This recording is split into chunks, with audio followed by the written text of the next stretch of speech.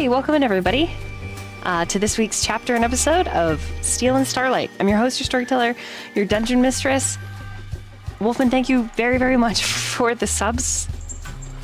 I was not... Every time I'm never expecting them, and every time they like catch me off guard. I don't know if it's just like a chronic unawareness. Yeah. Oh, you can hear the dogs. I'm so sorry. I just thanks. Murphy's like, oh, we got 10 subs. I was like, what? Why? Like, yeah. Anyways, hey, can you two stop? Go back to sleep, Frank. Go back to take a nap. Take a nap. I don't have any cool announcements other than like thank you. Holy shit, Bambi 50 stream streak. Jeffrey. Yeah. I'm streaming. What are you doing? Is this any better? Yeah, sounds good. Woo! Yeah, sounds louder for me. Cool. Yeah. So, I am not. You can't hear my fan in the background. I can't, but I can pause the music. Say something? Hello. Nope, I can't hear it. Yay, victory for me. I can stay cool. Yay. Oh my gosh, and summer's coming. Whew, it's gonna melt us all.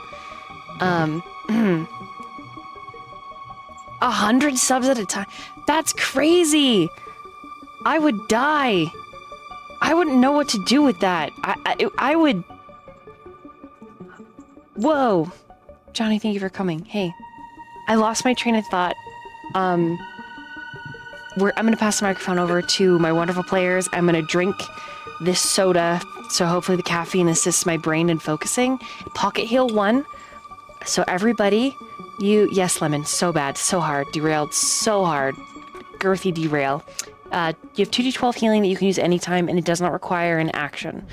I feel like that's only fair, because in D&D I don't require it to have an action, so even here in Pathfinder, no action, you just have it. You can use it at any time on yourself, a party member, or a bad guy, or an NPC if you'd like. Yes, with that being said, passing the microphone over to the one and only Watch, Rinse, and Repeat. Hello, you can call me Rinse. I am honored to be here. As always, I will be playing Ash tonight, and she is just so happy to be with family. Surely nothing can go wrong now. Let's pass it over to Griffin. Hi, my name's Gray Griffin. I am playing Serenity, the wonderful little bundle of joy and an eldritch horror in a flesh suit. Patent pending, and also, you can't prove shit. You don't know that for sure. You don't know me. You can call me whatever you want. Just don't call me late for dinner. Ayo! Humor that would make my grandpa laugh. All right. Coco Gadget, my dear precious boy, Tristan. Hello. I'm Tristan. I'm playing Vale, Tiefling Champion.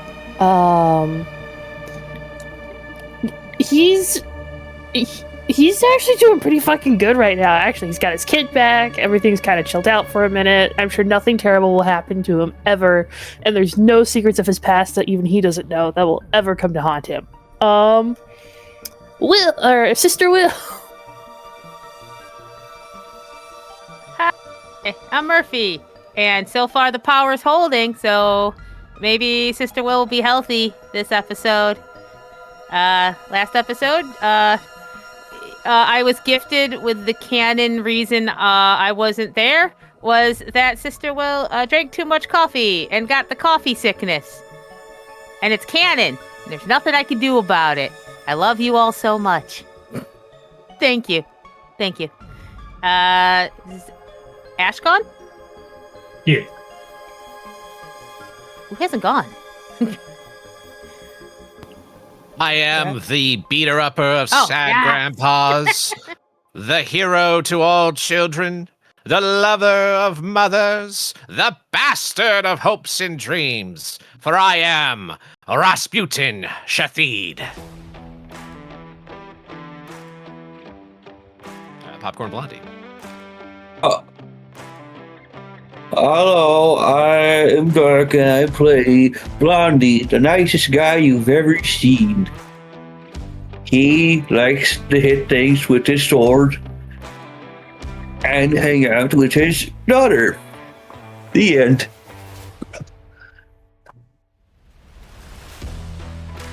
Yeah, that about sums it up. Didn't miss any important bits. Yeah.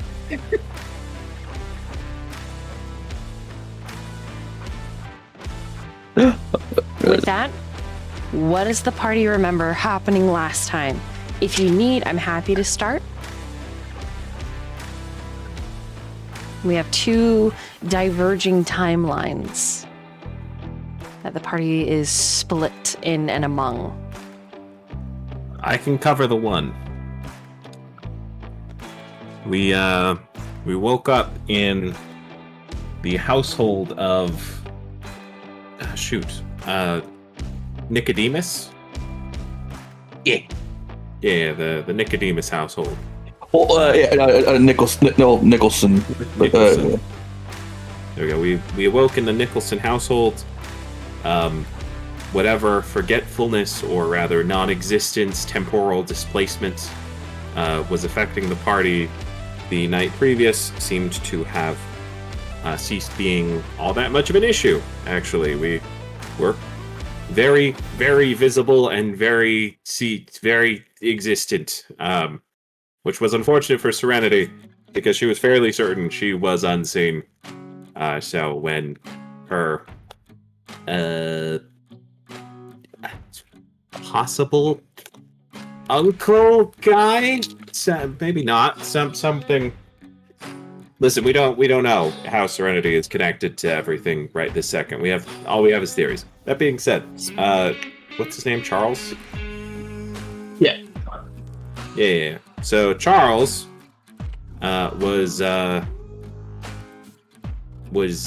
being a boy, was being his awake self, drinking coffee and talking to Ash. Ash and Serenity had to quickly make an explanation for why they were there. He bought it, thankfully, which was quite nice because it would have been real awkward if they had thought Serenity was a home invader. Could have been interesting. Vale and Vale's child. What's my child's name? Charlie. Fuck you. Ah, His name is Corey. Corey. It was close. Charlie, Corey. No, it wasn't. Somewhat similar. I didn't say like Daniel. All right, so Corey was all like, "Why is he a sad grandpa?" And I'm Miss Rasputin. Where's my friend? He would solve this problem. And then that is how Rasputin got the title beater-upper of sad grandpas, because that's what Corey said about James. So that was fun. New title drop. Then the rest of the day sort of proceeded out before us. We didn't really do all that much. We mostly just had a conversation with the Lord of the House. Anybody can interrupt me with more additional lore. Serenity and Vale had a conversation briefly about deep misunderstandings were had. Yeah, some deep misunderstandings were had, but they were funny, so it's fine. I'm still pissed, actually. I think it's fine because it's not my personal problem. Vale is deeply offended you think Maximus raised him. Oh. Jeez Louise. What have you got against Maximus? That motherfucker owes me rent! Yes, what do you have against Maximus? Give me your secrets, Vale. Join the right side of history. Yes, exactly. So, stop being his minion and become mine. We had a talk about Cal, Vale's not husband but baby daddy, and Serenity was like, "Hey, I don't think he left you on his own, given that he and I are made of similar things, and he is very clearly obsessed with you." So I'm not fairly certain that he would have left you of his own volition. And Vale was like, screw you, Serenity. This is about me. I'm having emotions. And Serenity was like, okay, geez. All right, I think I'm messed up communication. I'm just going to hug you and tell you I love you. You're the best. And it worked out okay, but it was definitely a little awkward. Then we had the conversation with Vale, or with the Lord of the House. Then we proceeded to be invited to his main chambers to talk strategy, kind of, in an odd way. Kind of, yeah. I mean, he's also kind of just meeting some of you for the first time, and you went to the Great Hall that's mostly empty now. Yeah. So, went to the Great Hall, mostly empty. Had a conversation with him. There was some RP between Serenity, Ash, him, and Blondie, actually, because that was the big reveal, is that Blondie was here, and that was a pretty big moment for him to be like, oh, my son. I think Blondie was actually out chopping wood. Yeah, there was a whole scene with Blondie. Blondie, do you want to take that one? Oh, yeah, he was just walking around, trying to figure out where Joel was, and learning that he would, people could see him, particularly an old man who was a groundskeeper for his family for a while. Just told him what's all the stuff's been going on, and essentially that the house is going to be sold to, what is essentially their family's enemy. And Blondie was hurting a whole lot because of how much his family's history means to him, and not knowing whether or not these people will treat all this history well. More than likely not.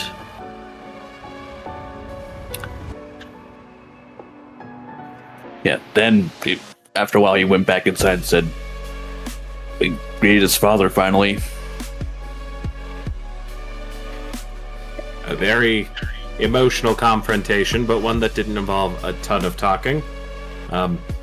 There was some conversation about Blondie's mother, as well as Blondie. Blondie had to try and explain the time travel thing a little bit. It was revealed that Blondie's mother also had been messing around with the time-space continuum a little bit to some degree or another. Which is just a wild revelation. That being said, the conversation then went a little somber as he walked away, presumably needing some time to think. Took Serenity's coffee, which Serenity was fine with. She would have made him coffee anyway. He walked out of the room. There was some quiet contemplation, and Serenity reflected on the Beaumonts, which apparently the woman who looked like Serenity, potentially her mother, I believe her name is... I had it written down. Sonata. Yeah, Sonata will in fact be coming by to finish up the negotiations. So Serenity is not sure how to feel about that. Not sure if there is a thing she should feel about that. She was a little concerned because she feels like she already has a mom and parents, so she doesn't really want a big revelation of like you're actually like so-and-so's child or whatever. So, but also Serenity only remembers the last 2 years of her life. She doesn't exactly have a very sophisticated understanding of what all this means to her. She's processing as she goes, rapidly learning and acquiring information as Serenity does. That being said, that is what's going on our side. Is we are concerned about the whole family showing up, so to speak, to finish making the deal on the land, because the king basically said, hey, because of what your son did and because of what your other son did, you need to sell your property. You guys are no longer knights. Get the hell out, basically. Yeah. I don't think I'm missing anything. I think that's all the big parts. Oh, Ash is happy that Serenity might be her cousin. Oh, and Charles came back with a box of Marie's stuff for Blondie. That's right. Blondie's mom's stuff. And it looks remarkable to the case that may or may not be alive, fighting the fuck out of the rest of the party.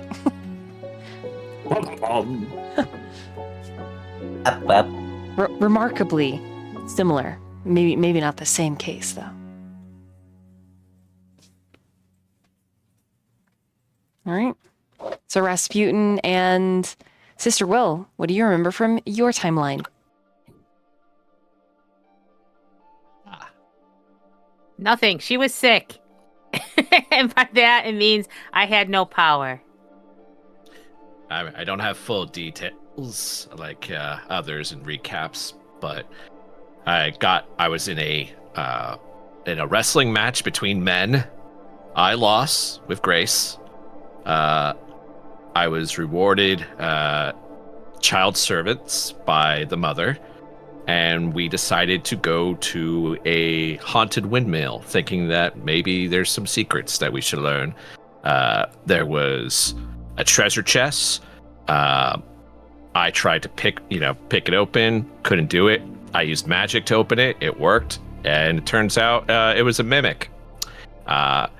I told the youngest brother to go find his mother, but blame Blondie, like say that Blondie was the one that opened it, so that way I'm in the clear. And started fighting the mimic, and it was one of those times where, despite rolling really well in the hand-to-hand fight, I rolled really poorly in a magic fight that I'm supposed to be really good at. So, yeah, was getting my ass kicked, and and then some sprites showed up, and they're like, "Oh, hey, I know something you don't know. Blah blah blah. Give me gold, and I'll do some magic." And I feel like I overpaid and gave it 10 gold, but joke's on them, because I also set the area on fire and the gold melted. But Kid Blondie is away from the fire, so it's like, eh. And then I guess Sister Will's downstairs, and that's where we're at. All right. With that, everyone can have a different kind of pocket heal. It is a 1d6. Same rules as the sub-gifted path sub rules. So you can use it at any time. It doesn't take an action, but it's just 1d6. And that is for everyone recapping or assisting in some small way. Mm-hmm. Okay. With that being said, where does the party want to start tonight?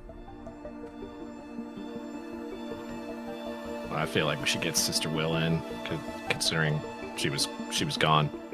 But also, like whatever works best. It's whatever you guys want to see first. Where do you want to go? You tell me. To the mimic. Let's put a poll for the viewers to decide. Okay, let's just do this. No. Okay, yeah, let's just do the mimic in the fire. Yeah, let's do this. You guys get to choose. So is that majority of the players vote for Mick and Fire? Mimic and fire. That's Fire. 3. The Nixon fire. Yeah, that's right. Let's do it for the fire. Here. Okay. Don't worry, it'll be quick. It'll be Terrifying.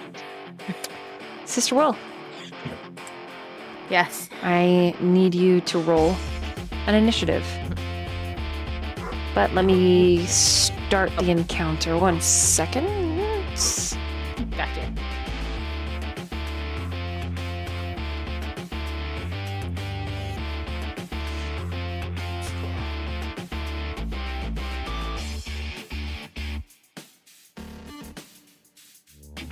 Am I able to use my special healing dice now? Yes.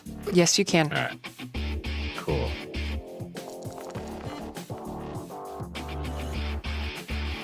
All right.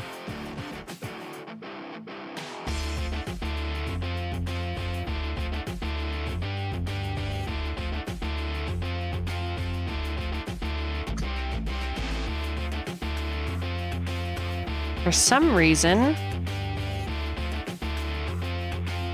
the room did not save. See what I tell you? It'd be a quick fight. Wee! Wee! I'm that good. I'm him. I'm better. I kicked their ass. No, hold on. Let me. This can't just vanish. Blondie's family lands. The bathroom blizzard. fight. That's like one of my spells. The bedroom. The bathroom fight, that's what Sister Will got. Yeah, she won, right? As And Sister Will she's- walks in, you're both unconscious, like mumbling about what a great fight you had. There's just ashes everywhere. Yeah, you're both champions. I'm gonna drag you downstairs. Like, Oh. I'm a oh, better you're champion. so good. I would imagine that if Sister Will had to drag Rasputin and Kid Blondie, she would piggyback Kid Blondie, but then drag me by the foot as we're going down the stairs, and I'm just like bumping my head on the stairs. I picture just putting Kid Blondie on Rasputin and using him like a sled. That works too.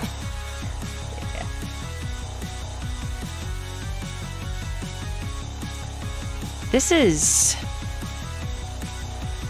not good. Oh no. I'm just so powerful. I really burned the fuck out of that windmill. Yeah. It's just gone. I burned it so well that it doesn't want to load, whatever that means. So this was a good idea. Nobody second guess it. Mhm.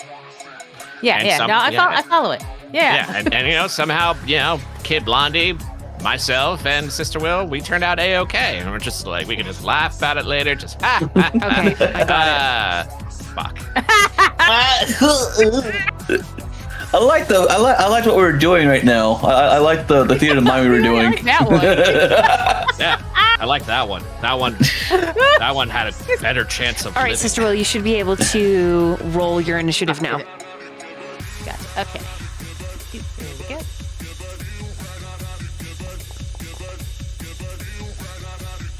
Perfect. Sister Will, you are the first person Joel ran into. Now we're going to backtrack, and let me switch over to the battle map to make sure everybody can see this now that I found it. Perfect. Okay. I'm going to pace for a second. All right. So Joel was running like his life depended on it, and he was trailed by two little birds, two little parakeets, flapping their wings just as furious and as fast as possible. He tripped, skid on his knees, scuffed them up right in front of you. When you went to go reach for him, he reached for you, grabbing you, clinging to your arm, saying, "They need help! Everything's exploding! Trunk's alive! And Blondie open it! Because Rasputin told me to tell everybody that Blondie open it! I gotta go find my mama, but I don't know where my mama is! Everybody's dying!" And then he pushes off of you in a springboard way and starts running towards home. Can Sister Will smell smoke? No, And surprisingly, the not direction yet. Joel came? No. Not yet, no. Okay. But you do She saw hear the Joel direction he as was- he's running away.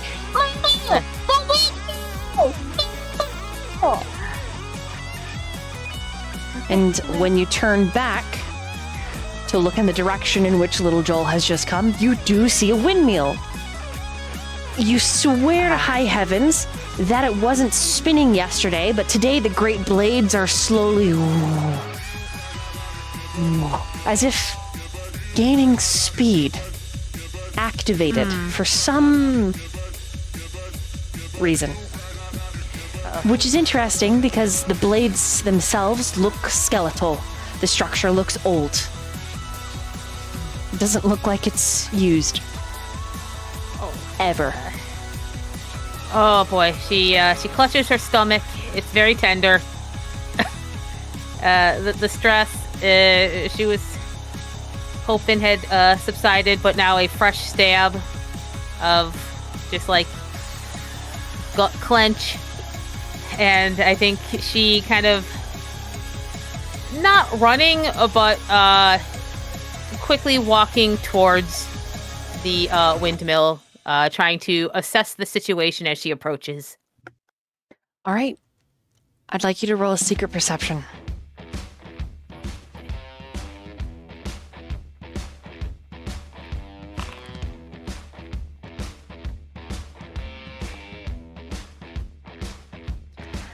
Alrighty, as you get to the opening, it's slightly ajar. The doors themselves are, surprisingly, they're in good repair.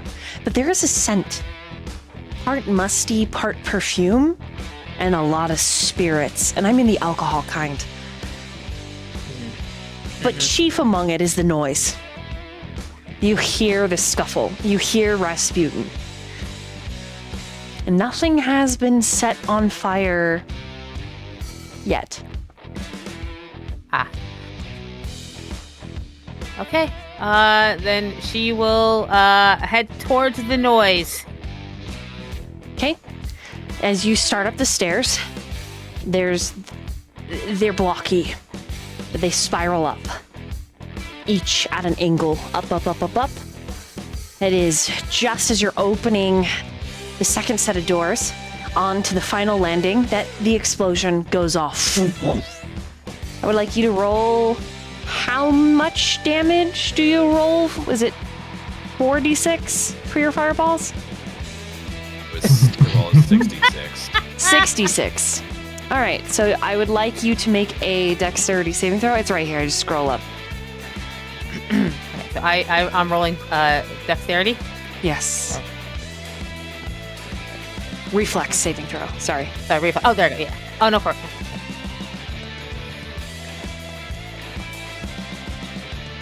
25. Okay, so you will take half of 17 points of damage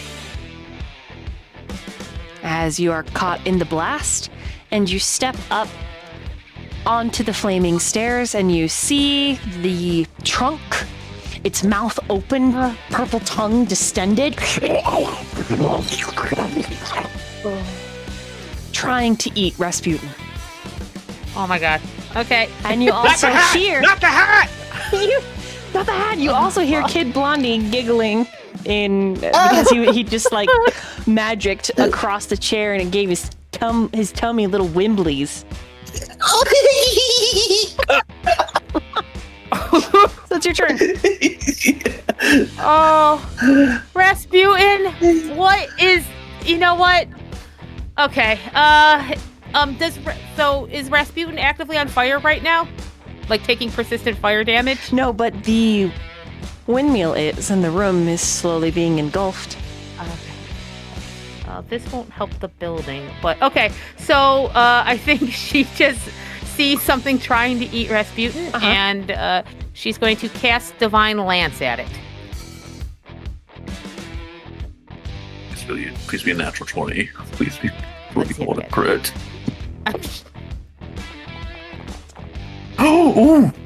It's 32. 32! Oh my god. Oh, sorry. Is that a hit? That is a critical.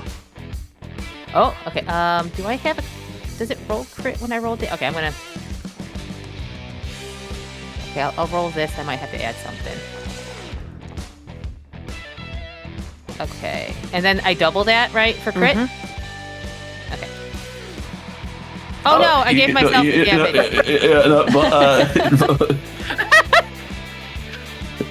A second, I think I can undo it. There we go. Okay. It's fine. The mimic, as there's a shaft of light that pierces through the back of its head, out through its mouth like trunk Rasputin right in front of you, and its body starts to ignite.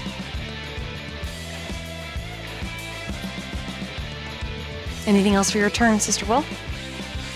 You are standing in flames. That whole circle is burning. God. Yeah. Okay. I think free action, yell at Rasputin. Like, what is happening? We need to get out of here. I don't know what caused this, but we need to leave. And I think she's also going to cast the guidance on Rasputin. Yeah. And I think it's very much a version of Rasputin, get your shit together. And she casts guidance. Yeah, I don't know what happened. I don't know how this fire started. It's crazy. Looks to Kid Blondie. Kid Blondie looks at you with like because you just aimed that hit so freaking well. He's like, "That's the power of a good poop. That's the power of a good poop." She's the fire right now. She will later deal with this. She's filed it in her head to deal with this later. Gotta get them out of the building. Get them both. Yes, I should get them both. Both. Yes, both of them should get out of this building. You still have 2. How much was Divine Lance 2 actions or 1? It's 2, so she's all done. So you've got. Oh, yeah, and you used guidance. Okay, so you're still standing in the fire. Go ahead and roll a d6. Oh, I see the circle. That's okay. We got this. And Kid Blondie. Yeah. Your turn. Death before dishonor. 5, 10, 15, 20. That's 1. Whoa. It's only 5, 10, 15, 20. I'll go right there, and let me see if I have certain features. And Kid Blondie will start doing a very poor imitation of a dueling parry. Okay. And that'll be the end of his turn. All right. It is the Mimic's turn, and it is going to attack Rasputin. Remind me your armor class. It is 21. Okay.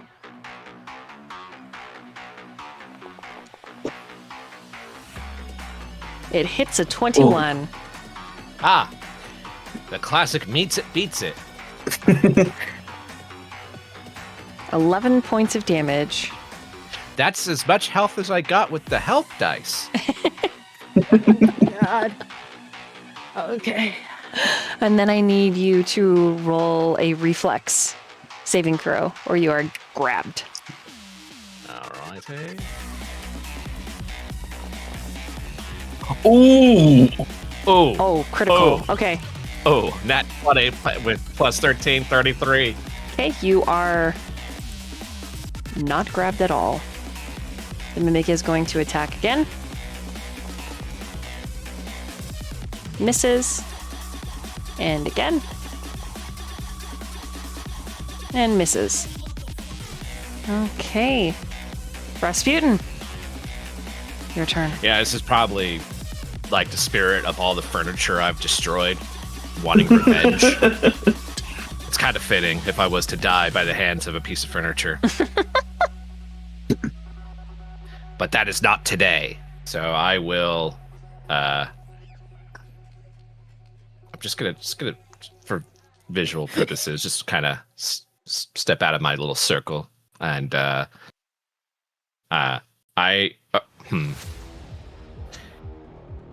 we're on the second floor, right? You're technically on the 4th floor. All right.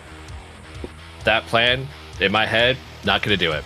Okay. So, I am going to just use the old reliable telekinetic projectile and just try and throw some more furniture at this furniture.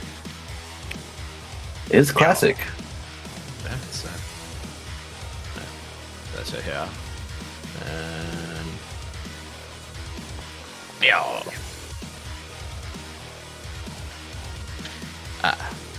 You have guidance, if that helps. What does guidance do? +1. Yeah. To attack roll, perception check, saving throw, skill check.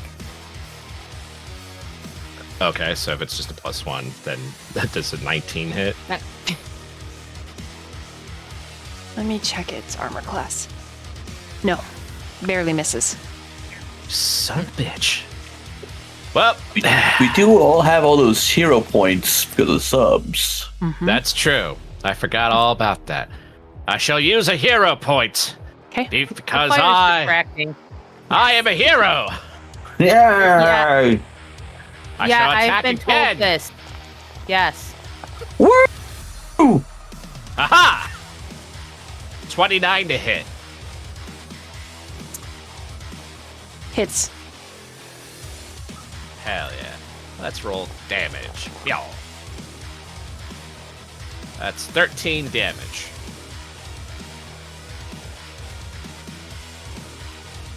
Hold on. How do you want to do this? I just keep throwing like flaming pieces of furniture at it until it starts to like itself get caught on fire, and it just like I just keep going, like just JoJo's Bizarre Adventure, but with my mind and flaming furniture, just like.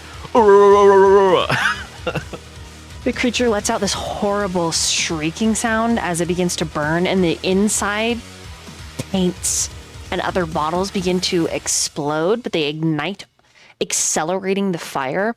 The spirits that Marie drinks up here also ignite, accelerating the fire. I need all of you to roll reflex saves. Don't worry. The child is really good at reflex. Fuck.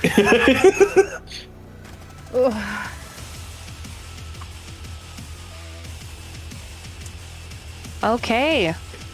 Child Blondie, you will take 2d6 points of damage.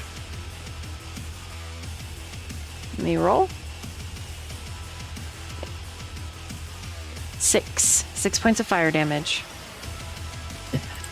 Ouch. Okay.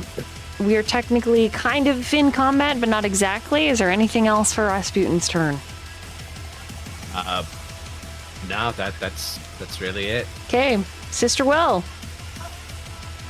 So Sister Will's by the stairs, right? Mm-hmm. I think she wants to yell, "We have to get out of here, follow me." And she would want to go, basically she wants to go down the stairs a bit and see what that floor beyond, like what the, is there fire there? Is it the worst at the top? Like trying to judge if that's a thing that they can do. Can they go down these stairs? Yes. Even without checking, up here is where the flame is consuming from the top down, a lot like a candle. Okay, so she says, follow me, but she's going to wait, particularly for Kid Blondie. Okay. She wants to see him start down before her. Okay, as you say that, you hear a different voice that's over by this window. Let me ping, maybe? It'll let me ping? Huh? You guys see this window? Oh, gotcha, yeah. Oh, yeah? The sprite's voice is, over here! Jump down into the bushes of flowers! You'll be safe, I promise! And the window opens. And a little ball of light. Do you two know this ball of light? Nope, never met him before. I don't trust them. Stranger danger. Write that down. Looking at Kid Blondie when I say that. He's looking at the ball going, so shiny. Damn it.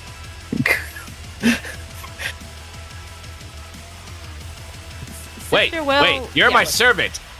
As your master, I command you to ignore the ball. Okay. I'll tell your mom if you disobey me. Okay, don't tell him about that. Confused look from Sister Will. She'll be kind of waving Kid Blondie and Rasputin too towards the stairs, because she does not know what this mysterious ball of light is, or whether they should be jumping from a 4th floor window. Got it. Okay. Yeah. So, Kid Blondie. I would, 10, 15, 40, 10. This railing right here, is it like is it like a slide down railing? No. Aw. Dang it. I mean, yes, but there are posts to stop it every 5.5 feet. I was going to do a kid thing. I mean, you could try. Thank God he's a stupid kid. He's going to try. Okay. Athletics Hell yeah, check. brother. Rasputin cheering from the flames in the back. Hiya! Oh my god. That's a 20! Hey, wee! Yeah, it looks so easy when he does this. Wee! He just spins around each of the posts.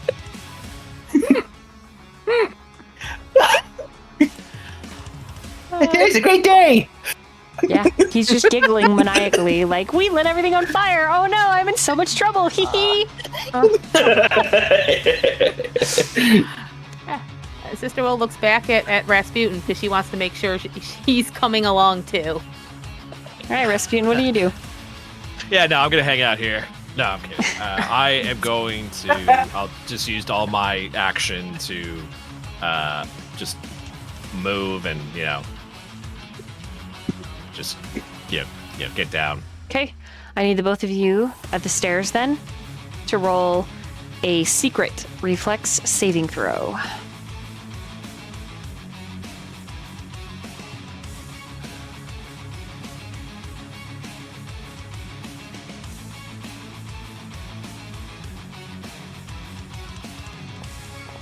Oh, does it let you roll it secret? I don't know if it does. I can. Is this everyone or just those two? Just Sister Yeah. Will and Rasputin. Yeah, because that's Okay. not me rolling. It's me rolling for you, sorry. Oh, okay. Oh I'm yeah, I like, don't know if I can do it. Blind? Let's. You can when you hit it. Like under Oh, your I character can see sheet, it from you the thing. yeah, when it says roll mode, it says public. Click the gotcha. clock down menu. There we go. Roll mode. do I do? So, Private. is it GM private roll. GM? Mm-hmm. Yeah. Private GM roll. Okay. Yeah, blind GM roll. Oh, blind GM. Okay, gotcha. Ah, Thank you. well. Yeah. Okay, Sister Will. You make it outside. And there is Kid Blondie. You do How not is fun? see Rasputin. Rasputin? You take 7 points of fire damage. Okay. What do you do, Sister Will? This She waits a fire second. seems to Yeah. have consumed the 3rd floor now. And it is screaming, just... She- Bloody starts trying to run in. Just like, Captain! She grabs Kid Blondie's like absolutely like the back of like the scruff, right? And she turns around and she does like her most serious like definitely she's seen this at the Phrasma temple with like when she was younger, very much the like you are gonna stay here. You will keep watch, but you will stay here. You will not follow me. You will stay here. Do you understand? The smile sort of like fades from Kid Blondie's face. Like, okay, Or I will tell your mom. okay. Okay. When she sees that quiver like an almost cry, she's like, okay. And she turns around and she's going to go back in and look for Rasputin. Okay. Going back in, you will take 3 points of fire damage from smoke inhalation. The great blades on the windmill are all igniting. So it's like some giant sunflower twisting and burning. She's calling for Rasputin. Rasputin, Like, Rasputin! I need you to make a constitution saving throw. Fortitude, sorry. Fortitude. All right. Let's see here. Yeah. 15. 15's what you needed. You are not unconscious as you're inhaling all this smoke and your eyes are bleary and you see Sister Will. You're coughing. You're on your Oh hands and God, knees. death has come for me. You hear his prayer. He is yes. on the 2nd floor, which is just blooming with smoke and mist. She, if he's still conscious, she wants to see if she can kind of do, like, arms under his shoulders and kind of try to walk him out as fast as possible. Athletics. Glad to see that you have come around to perhaps seeing the Pharasman way of seeing the world. Death does come for us all. Fuck it. The fuck you talking about? Let's get out of here. Yeah, I'm comforting. Oh, what am I rolling again? Athletics. Is athletics? I'm Yeah. comforting. There we go. Okay. Yeah, You're so she's good. very comforting. 19. Okay, that is enough to drag him out. The two of you will take more fire damage. Yep. That is 5 points more fire damage from smoke inhalation. For both of us? Mm-hmm. All right. The entire windmill is up in flames. You can hear the wood pop and expand.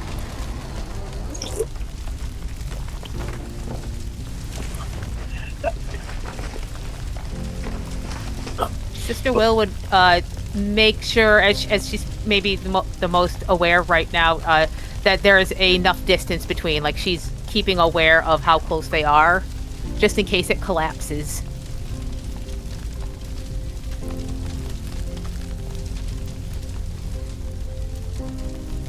I need you all to roll a perception check. Secret? Nope.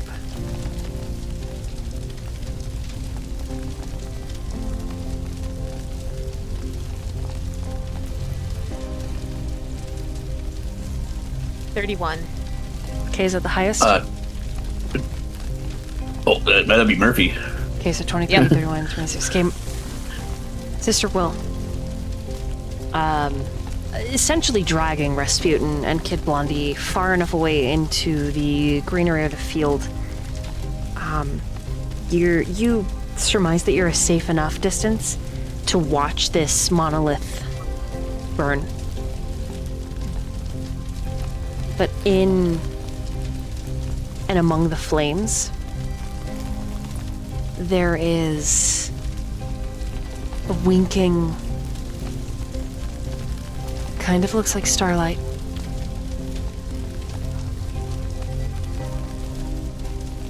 And when the figure fully manifests,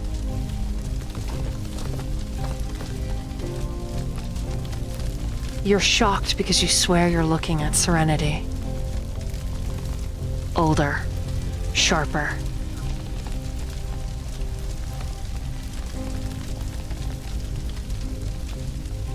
The mask that she's wearing covers the majority of her face, but enough of it is revealed that, hell, that looks just like Serenity.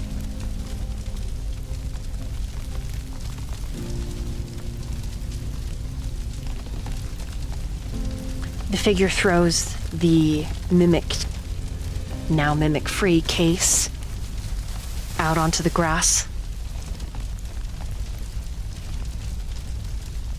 And then walks back into the plume, the pouring smoke that is just a cascade, ribbons and ribbons of black and gray blooms up into the air. She steps into it, disappearing.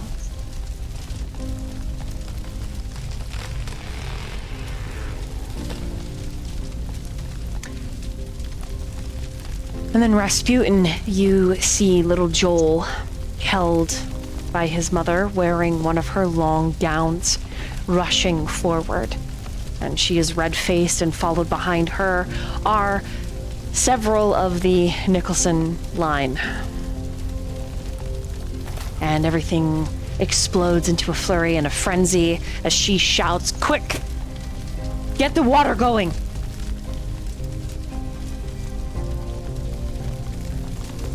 The first thing that she does is scoop up little Blondie, checking him over for wounds. And once she determines that he is fine, she looks to you, Rasputin, and Sister Will, and says, "What happened here?"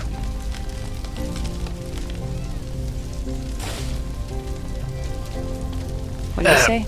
Followed the guy that was trying to kill you. He set a trap for us. He rigged that that damn box. Hold on. And I stand up, and I'm just dusting off my hat. I'm just like, but it's fine. As you can see, the children are safe. I'm a hero to the children, after all. And everything is fine. I hope that this building was not super important to you. If it was, then the killer is responsible for all of this. Who died? Died. You said the killer. Oh. I mean the assassin. Yeah, I mean, the assassin would be a killer if the assassin is successful. Charles says, Marie, what is he spouting? She squints at you. Nothing, darling. Looks at Rasputin. Shh. Nothing. An accident.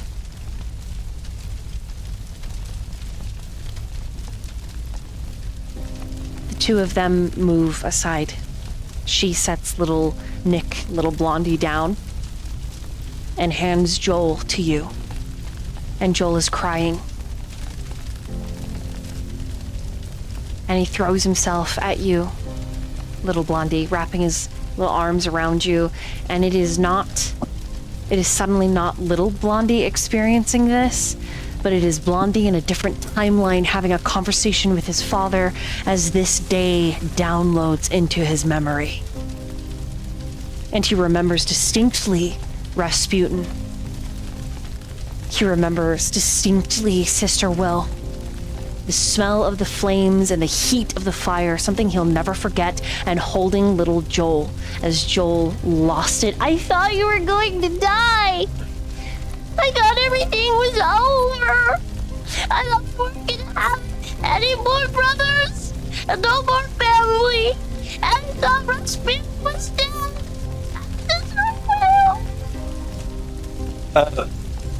Kid Blondie would be like, just stop crying, and his tears started welling up at him in his eyes.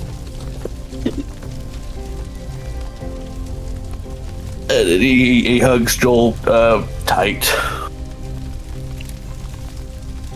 Over the children's head, over the top of them, Sister Will, you have a perfect view of Marie and Charles grabs a hold of her wrist, and it looks like they're having an intense conversation, and Charles for a moment raises his voice and says, Marie, you told me you were done.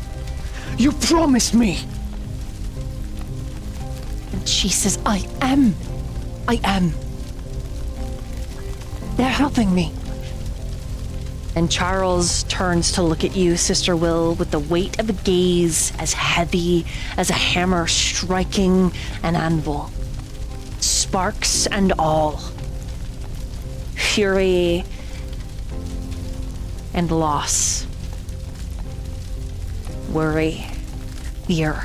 All of it twisting in that gaze that punches through the distance separating you. And you know, without having to ask, that Charles has questions for you. And your hacking a lung wizard friend behind you.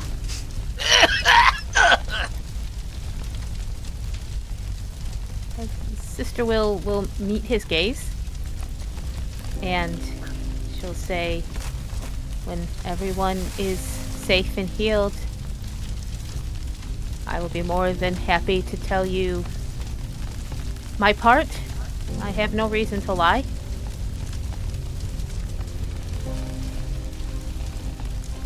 He gives you a tight-lipped nod. Appreciate that. And then he picks up both of his sons. And he looks at Marie. And the last thing that he says before he takes them to safety is, we have a family now, Marie. It is more than just you. Please.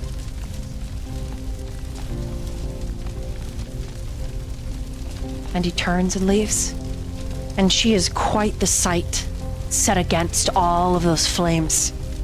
There is something about the fire, something about that orange glow that seems to belong to her.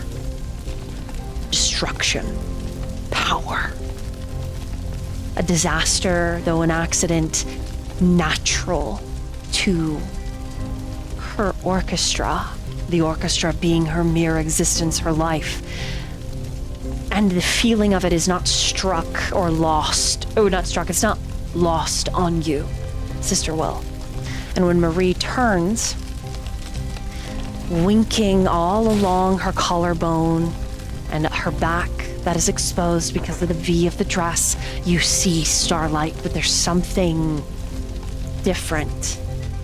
Because unlike one centered twinkling, it's a spattering, like shattered glass thrown over the hot summer pavement, winking, like freckles of starlight. And she says to the both of you, help me with the buckets of water. While tossing a canteen towards you, Rasputin. If you try to catch it, Rasputin, go ahead and roll in athletics.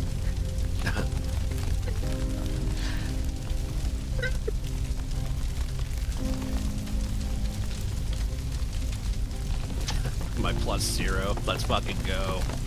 Oh no, you're back to being quiet for me. What? Oh, no, you're louder now. Did you get closer to your microphone? Yeah. Oh, Can you hear me okay? yeah. Okay. Anyway, I got a 14 athletics. Yeah, you catch it. I mean, it hits you in the chest and like, ooh, but you catch it. It's fresh water. Thanks. I start drinking it. Soothes the throat.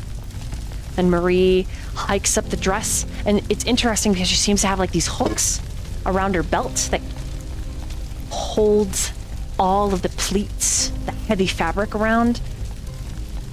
There's some long bloomers that are exposed, and she starts hiking water with the rest of them.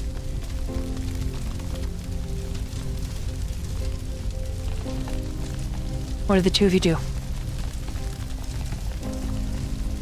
Sister Will, just before they start, would love to do kind of a see if she can like administer some first to treat wounds. Do a little quick heal on Rasputin so he doesn't drop dead. You got it? Okay, let me see. What do I want to? I'm trying to figure out. You know what? She's just you know what? She's gonna use a whole heal because she's got a staff. So she is going to do a 2-action heal.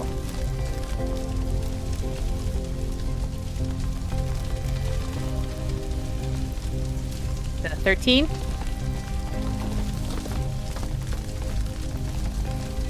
Uh, 13. Yeah. healing. Yeah, and she just like, as Rasputin is perhaps going towards a bucket, she just kind of like stops him and just puts her hand right on his chest without saying anything.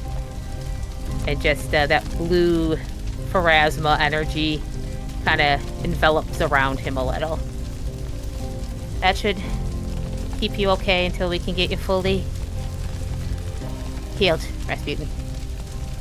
Those, the kids are alive, and I think you had something to do with that, so good job. Thank you. Yeah, it was nothing. And, just gonna help,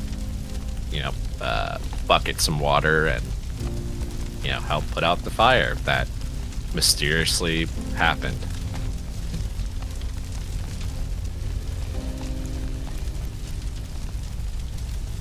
Sister will do the same.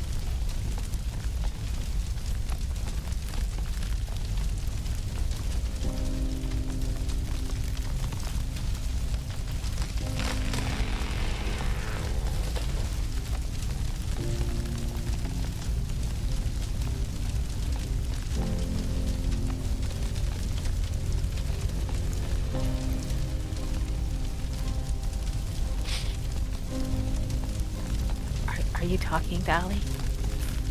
I was muted. Yes, I was talking. Okay. Roll, and please forgive this terrible photo. I stole it from evil, generative people. From evil. I did. Because everything else that I wanted to use was like, it didn't quite work. So this is just a representation, so to speak. But both of you roll athletics.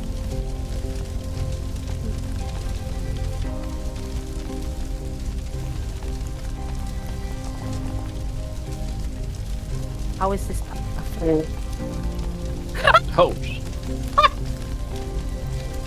Oh, not bad. Oh my god! Oh! It looks like we both have poor athletics too, so this is Oh, yeah. amazing.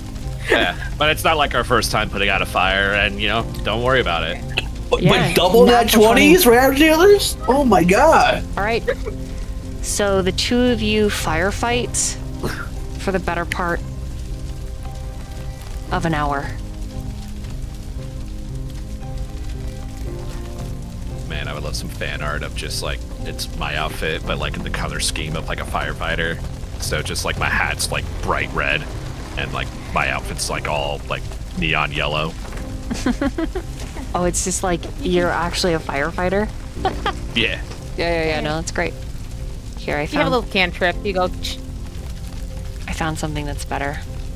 I'll change it to this. Okay, because the both of you rolled so well, I'm just going to give this to you. After firefighting for that hour, forgive this. This is actually like maybe it's also regenerative. Regardless, it looked like a photo, but now that I look at it, looks like bad it's, Photoshop. You're using it as a tool for this purpose. It's not. I don't think it's hurting anybody. Thanks. Regardless, the two of you, through, it's so smoggy and smoky. It's almost evening. The sun is blotted out and reflected in this brilliant vermilion. But it's dark. There's so much smoke in the sky and all around the buildings surrounding the windmill, but you managed to save all of the buildings. The only thing that is destroyed is, in fact, the windmill, and it is a skeletal structure still smoldering, burnt, embers, hot. And in this smog that's hard to breathe through, hard to see through, there's another twinkling and winking of starlight. And the both of you assume, no, that's Marie. But when you look, it isn't anyone. But it was last seen in the direction of the Nicholson family home. And the two of you share an expression. Silent communication through the smog. Only for the two of you to hear a little girl. There's so many ducks. I can't keep counting them. It's too hard. And you hear Vale helping her with her numbers. Do the two of you approach the voice?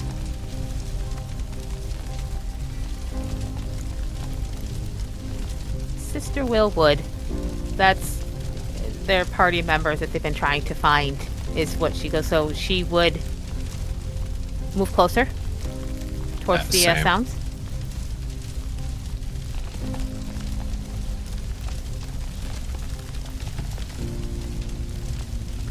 Vale.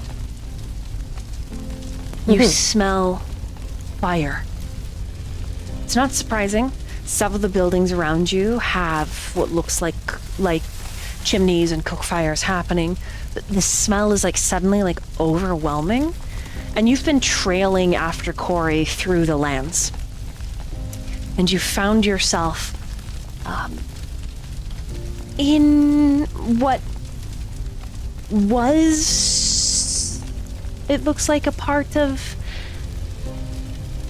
the whole Nicholson Estates And there's a husk of a windmill. Overgrown. The scorched black skeleton of it kind of acting like the walls of a vineyard, allowing the vines to crawl about it. And the scent here of fire is so intense. And there's several ducks that have accumulated next to a shallow pond just off to the left of the windmill. You hear your name, as if spoken by Sister Will. And your gaze is drawn to the skeletal hollowed out windmill. Do you approach, Vale? Yes. I'm not gonna leave Corey, though. She's getting scooped up. Okay, you pick her up. Yeah. She's like, no, I want to walk. Give me like 2 minutes. No, and she just goes limp. Like, throws her head Like- back. Yeah. She's like hiding over my shoulder. Like I just like fireman carry. She's just like whining, not typical little kid. And the two of you move forward. I think I'll call out for Sister Will. Okay. You hear Vale call out to you, Sister Will. Vale, you're suddenly like almost inside the windmill. When it starts to get foggy, there's a mist and it smells like burning fire, and you make out a silhouette. Sister Will, Vale calls to you, and you can see a single silhouette, the both of you, through the smog. She'll call out and head closer to the silhouette. The Vale, is that you? Yeah, follow the sound of my voice, I guess. What did you set on fire? Do I hear that? You keep getting closer until you draw short, and you are almost nose to nose. Hello. Reality is there's like 2 or 3 feet between you and a line. And this line is made of fire, smoldering ambers. And through the smoke, the 3 of you and Corey, so technically the 4 of you, can see each other. But you cannot see what is beyond each other. But there is something significant in the line separating your groups. Can I reach out with the hand not occupied, keeping Corey on my shoulder, and like turn my body so like Corey's like away from the fire, and try to reach over the line to grab Sister Will? Or extend a hand to her? You can.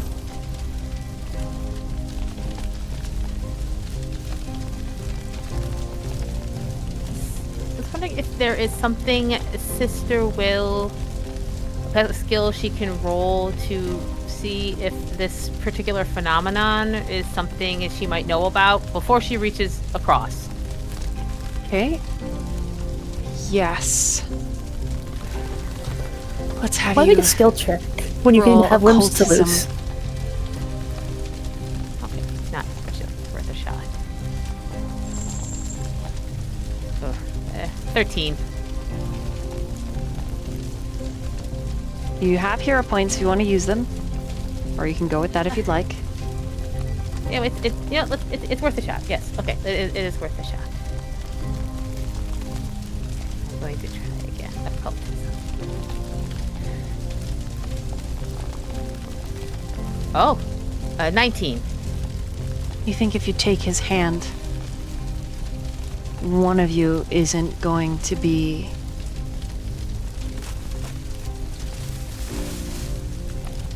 where you are, timeline-wise. She'll put her hand out. She'll basically kind of take a step back, and say, "Vale, we're in 2 different places at times. If we touch, one of us is going to move to the other timeline, but I don't know which is which." All right. Do you want to just try jumping over? Should I get think Blondie? either way, if we cross over this, she looks to Rasputin. Ori's We have waving a- at you, Rasputin. Like from around her dad's head, holding onto his not broken horn.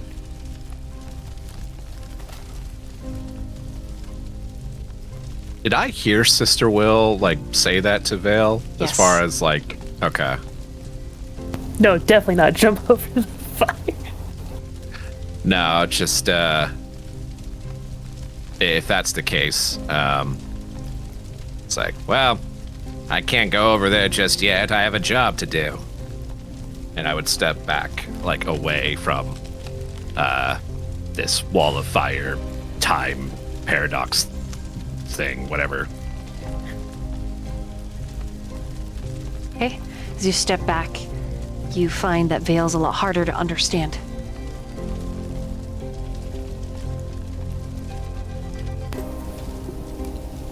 So are you guys just gonna stay there? What's the plan? How are you going to get back over? Sister Will is thinking. You can see thoughts across her face. There's Starlight here. Is there Should Starlight where you are? I don't think we've noticed any, have we, DM? I don't know if Vale has. Vale probably hasn't. I'll just say that. If Vale's just gonna shrug, like, I don't know. Don't think I have. Should Did Vale see it I in mean- Charles? Because it's Charles, but If I don't know if remember, I was there for those scenes. I don't know. I don't remember. I'm pretty sure Yeah, Ash knows. Yeah, Ash knows. Yeah. I think so. Sister Will is. Oh, everyone is unsure. saw it in the study. Oh, when he cried, right? And it hit the sword. Oh yeah. Mm-hmm. They were hidden, but they saw. Yeah. Yeah. So I guess I Vale. was turned. My back was turned. Oh yeah, because you were I holding think on. I was distracting Corey. I just- think Vale yeah. may genuinely not have seen that. Okay. And everyone might assume he did in the party. I have not mentioned it to him. So Vale's just like, yeah. No, I mean, not yet, I don't think. Sister Will is thinking, and she's, oh, if Rasputin is definitely going to stay here, are you willing to perhaps end up here with us? I might end up there with you, but you might end up here with us. I'm gonna like look at I think I'm gonna look at Corey and just like, do you want to try for an adventure? Yeah, All right. I like adventures. Yeah, I'll. Sister Will turn back to Rasputin, just to be. If I end up back in their time, you will. We need the Starlight. Yeah, I'll figure something out. He reaches out a hand as if to take Rasputin's.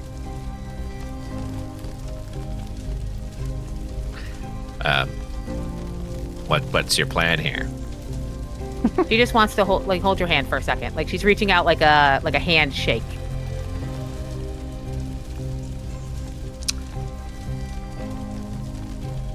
I cautiously go for the handshake. It's a firm grip, and she looks directly into Rasputin's eyes, and she goes, "I have been told you're a hero.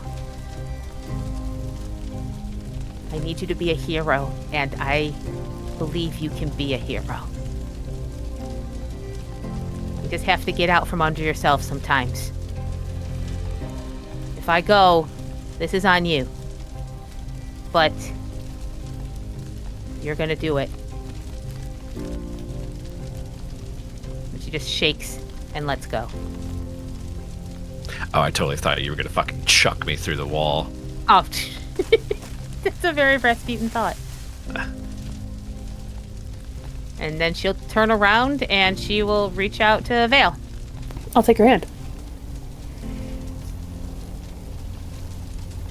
The two of you switch places and timelines. Fucking go! Yes! Corey is left with Sister Will. No! Why? No, trade back. I need her to kiss. I need her to kick. Vale, grab Sister Will's hand, trade back.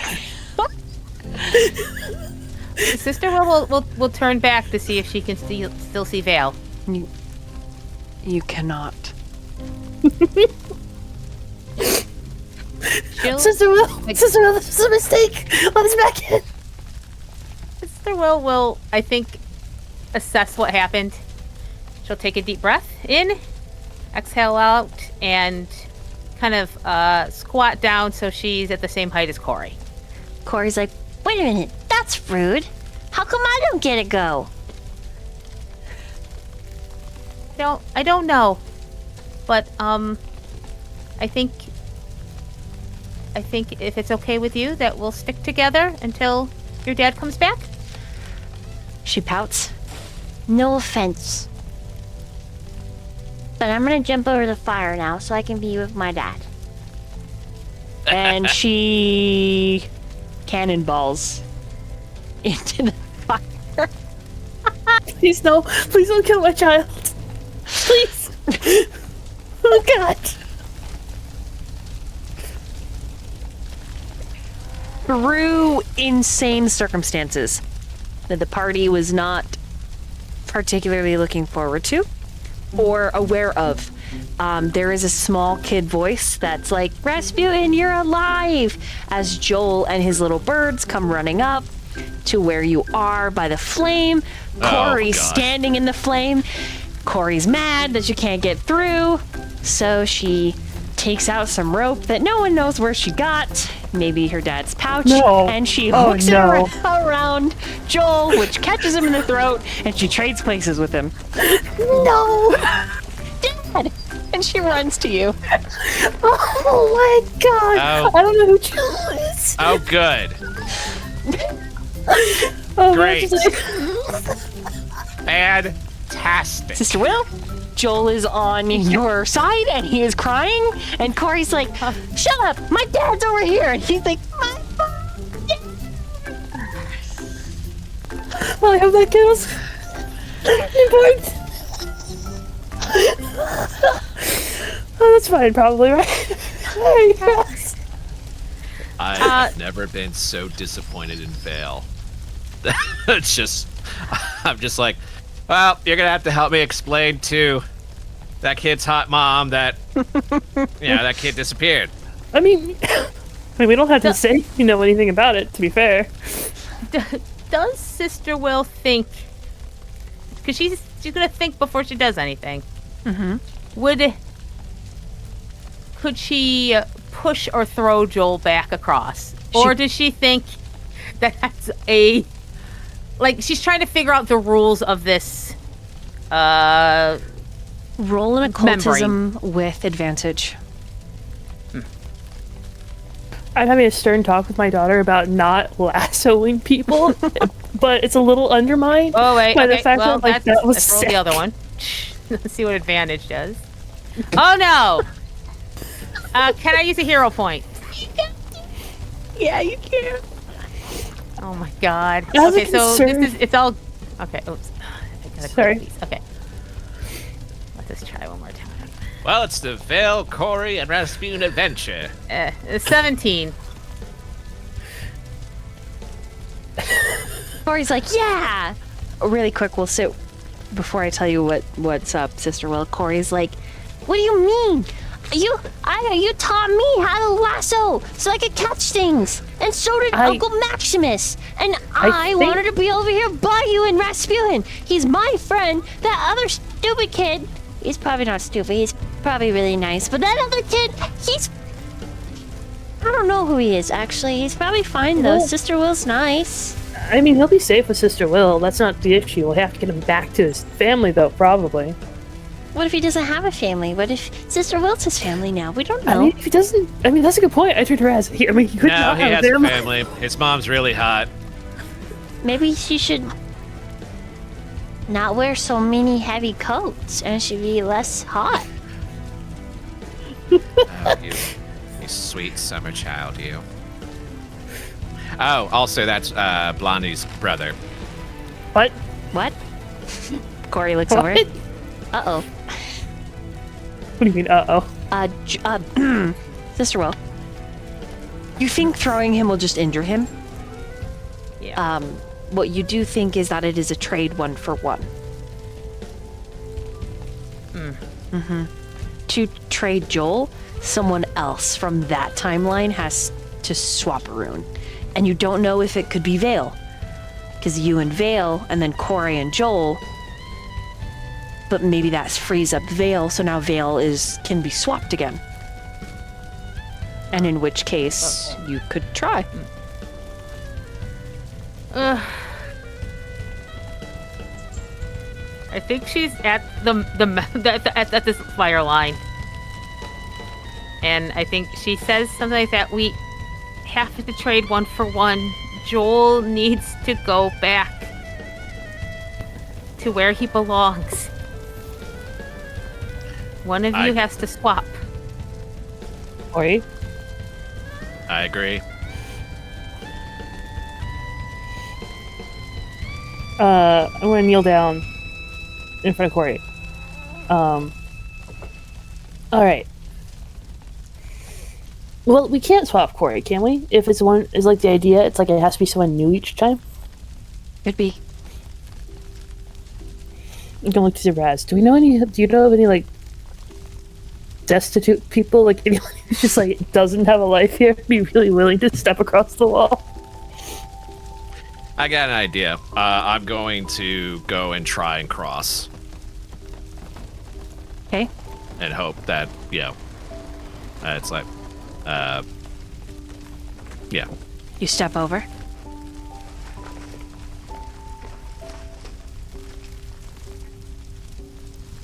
You find you're still in the haze.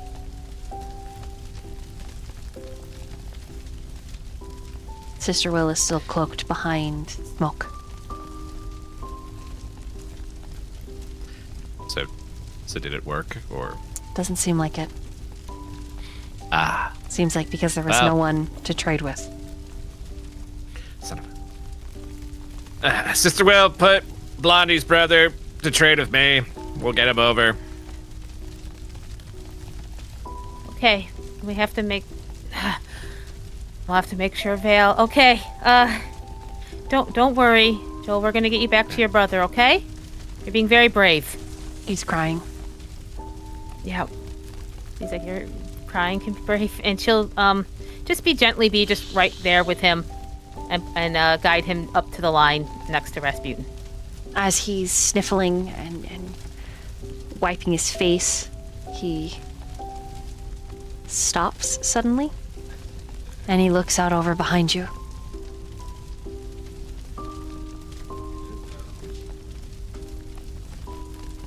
And he says, "Who's that?" She'll turn to look.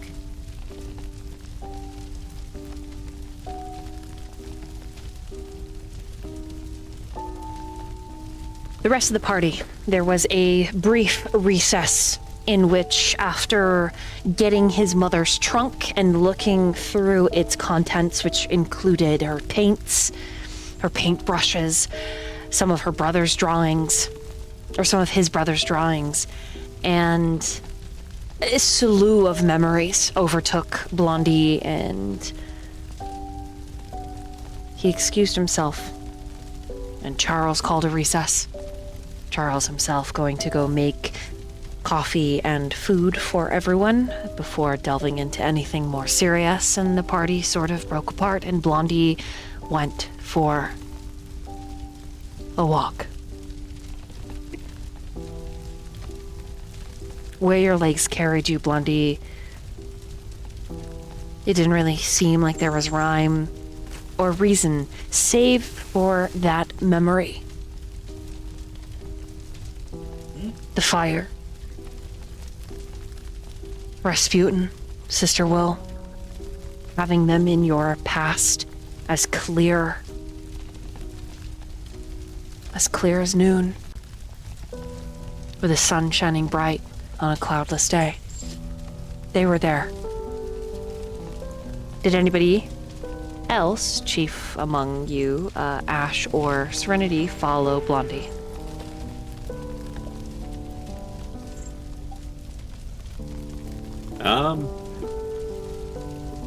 Serenity would have. Ash probably would have. Okay. I need Blondie, not Blondie, because he's sort of lost in his thoughts, but I need Ash and Serenity to make perception checks, please.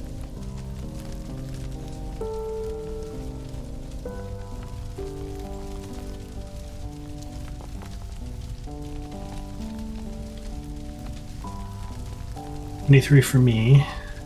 I'll go ahead and burn a hero point here.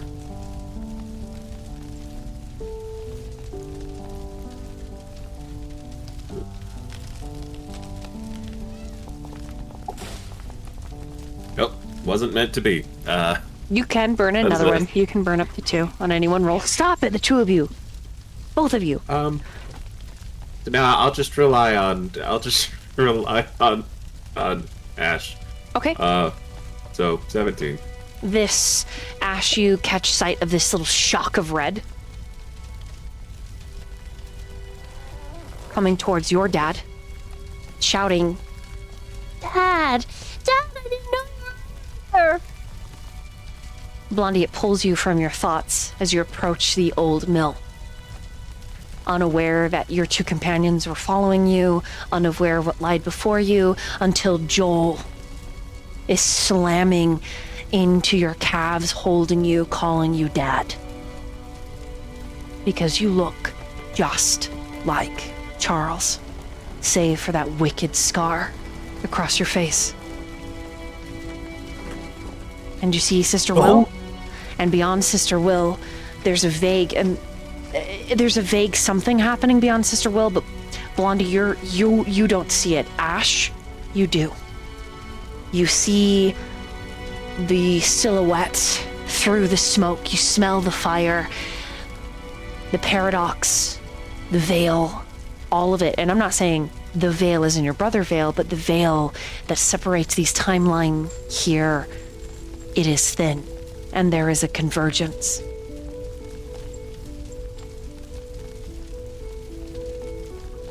It's open role play.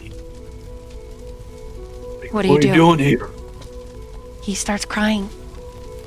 There's this girl, and she put a rope around my neck, and you hear muffled,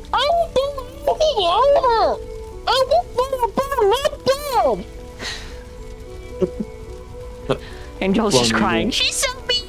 I don't know. Like, Sister Will, as she sees everyone approach, before anything, she just says, "Nobody approach the line or touch anyone on the other side until we figure this out." Where's Vale? Vale's on the other side. It's where Rasputin and I were. It's a different time. And she'll point to Joel. That's, and like kind of whisper, that's Blondie's brother. We were in the past. But if you touch someone across that membrane, you switch places. I don't know how to get anyone back. Alright, hold on, let me give it a look. Oh, please don't touch anybody, Serenity. I won't touch anybody, I won't touch I would have anybody. stopped touching the wall if it, after my first attempt. Okay, so Rasputin stepped back. Roll an Don't worry, I occultism. got this. Serenity? I'm a master at this, literally.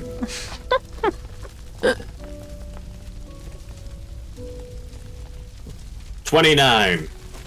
Damn. Told you I'm a master. It is a meeting point of the timelines. Something significant seems to have happened in the past that has regulated this as sort of like a ley line. Like if a ley line were drawn almost like a tectonic plate line where two plates meet, you could imagine putting a dart in. Where things would crack, where there's the most pressure, right? Kind of like when a windshield spiders, when it breaks. Something significant has happened and occurred in Blondie's life here. Something that Sister Will and maybe Rasputin have something to do with. With that being said, that's neither a good thing nor a bad thing. Time is a weird soup like that. Happening all at once, looping back in on itself. The future changing the past affecting the future, and etc. You can change once. Until someone else's changes places. And then the original can swap. It's almost like a game. But not exactly. In Serenity, you get the impression to choose who goes where very wisely. Okay, so long story short, we're at two different converging points of incredible significance to history and to personal history of Blondie here specifically. It also means that there's very likely two different motes of Starlight in these timelines. Okay. Interesting, especially since was it this one that Cal told Serenity Cal to said break the Starlight? the second Starlight, shatter it. Gotcha. Okay. Whatever that means, but with two different timelines happening simultaneously, which one is second? Yeah, that'll be fun. All right. Okay. Basically, the way I figure the rules work is we pretty much get to pick who we trade across here, person for person, and we should be pretty careful who we pick. So, what's going on the other side? Who's got the Starlight? It's Blondie and Joel's mother, Marie. It's like freckles, like almost scattered, shattered in her. That's where I saw it. On this side, it's Blondie's dad, Charles. So we need to get the Starlights, but we also, and trying to be quiet. She doesn't want to hear poor Joel to hear that. It was like, we have to make sure Joel gets back to his time too. He still has a life to live.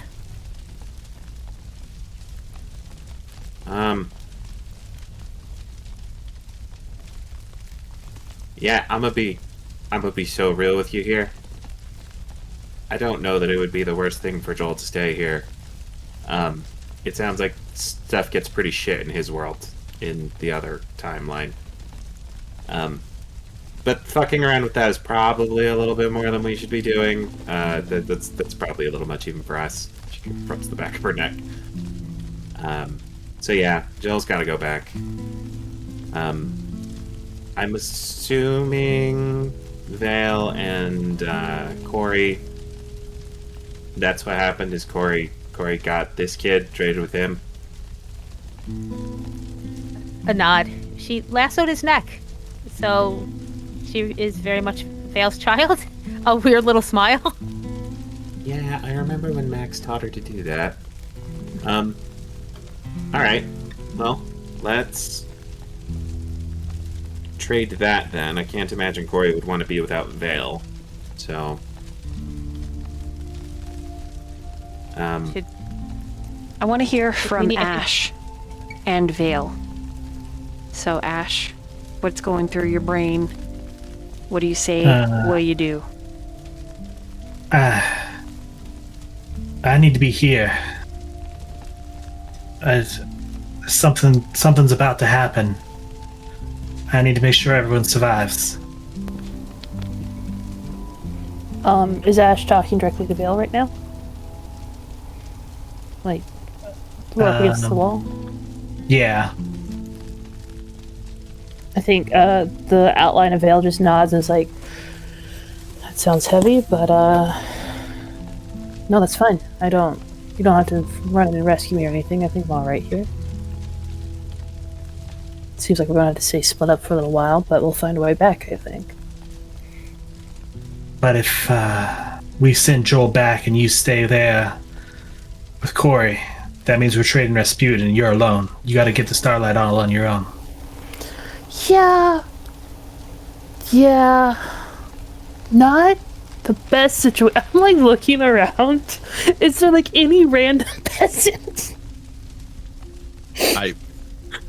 I've already made a commitment to stay on this side until the job's done, so whether I'm with Vale or with somebody else or by myself, that's what I'm doing.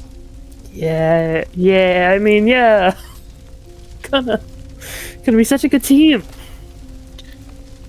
I have an idea, but you're not gonna like it. What's the idea? Send Corey back, and I'll watch her. Go and look down at Corey. You did lasso the boy. It's not. He can't dodge. He can't. Once he gets to hang out with you, Rasputin, and I have to go home. Well, I don't even have my goblin friend to hang out. I have no one to hang out with. You have Ash. And you have Blondie, and you have the ducks. Okay. Listen, I don't like it either, but I'll know you're safe. That boy's family won't know that he's safe, you know? Yeah.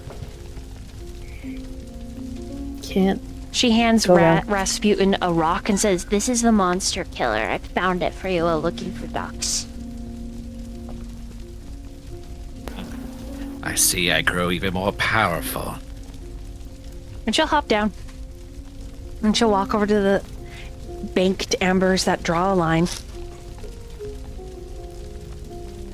Blondie is going to look down at Joel and say, "Alright, you can go back now. Make sure you go to your mother." He's just holding on to you. What? What do you mean? And he like squints at you. Like he's trying to like he recognizes you, but like pieces of your expression are different from Dad. Like you feel different.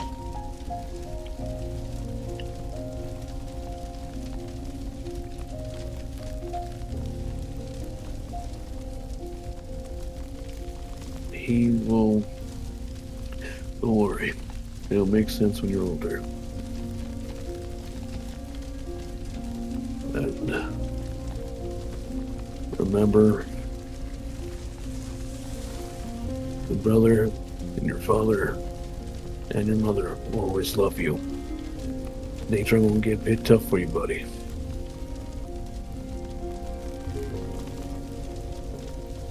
But you can pull through it.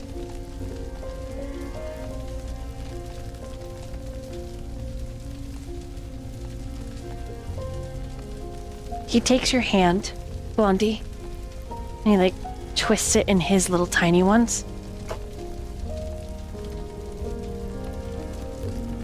Nick? How come you're so big now?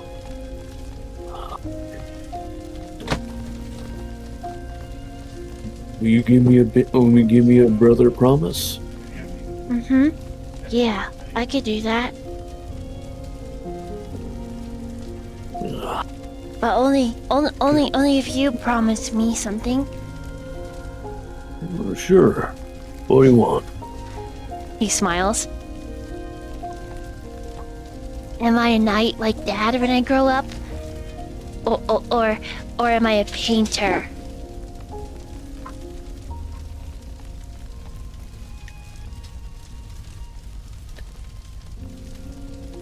You are Joel Nicholson. And don't you ever forget that. I know my name, silly. What do I do?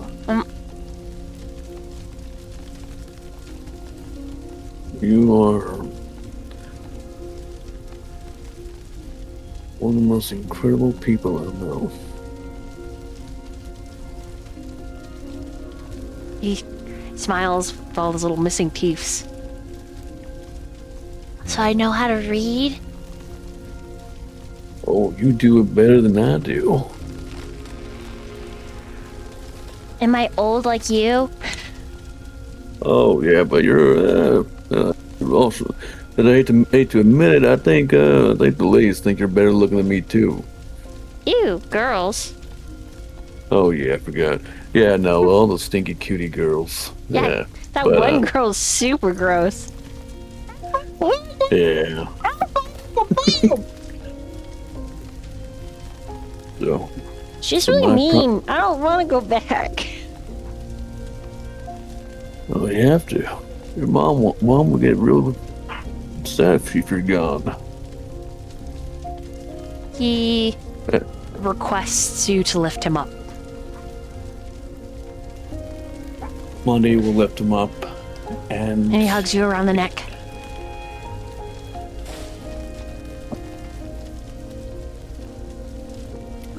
he puts Joel's head behind his. Like how when you carry a young child and you just rest their head on the nape of your neck. Yep. It's just so he doesn't see a very pained expression.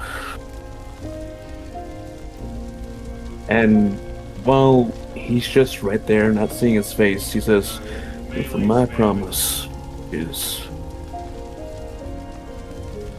always make sure." Oh no, that's my. I'm going to turn this up a bit, and for the promise I want you to make for me.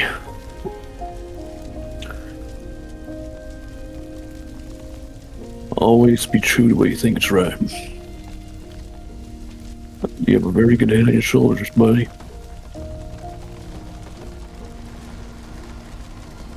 Your family's gonna be counting on you for a whole lot of things.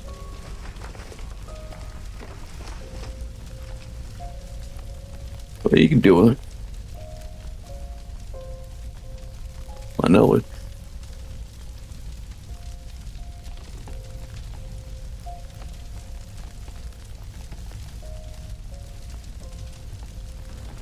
Okay, from here we meanwhile to Ash. What are you doing? Back to you. You have the ball. Well, she's conversed with Serenity and learned the rule that someone's got to swap that hasn't just swapped, and so she's been thinking, if they can't swap back, how are we gonna do this? We can play a shell game. We can just kind of swap. It's not gonna shut us out, is it? No, shouldn't. Okay. Also, I don't know. If I'm being honest, probably the biggest threat is smoke inhalation, especially for the kids. Probably. So, maybe let's be careful how much we expose them to that. Do you think it'd be dangerous if I were to interact with Joel?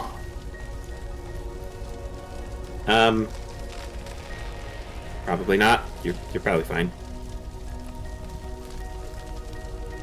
I want to give him hope. Okay.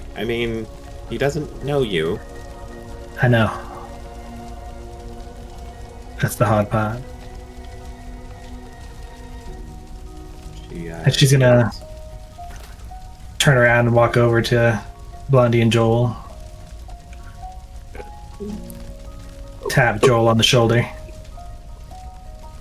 As she sees Blondie's having trouble keeping his expression hidden. Hi there. You don't know me yet. We haven't met yet. But one day we're gonna meet.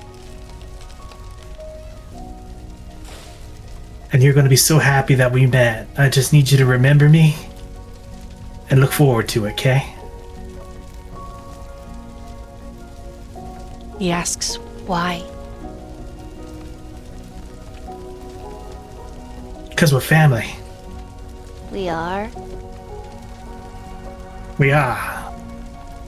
And she nudges up next to Blondie and says, don't you see the resemblance? No.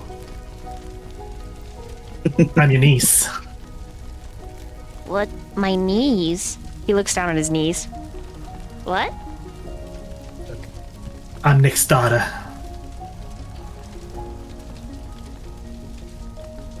What? I'm, Looks at his brother, looks at you.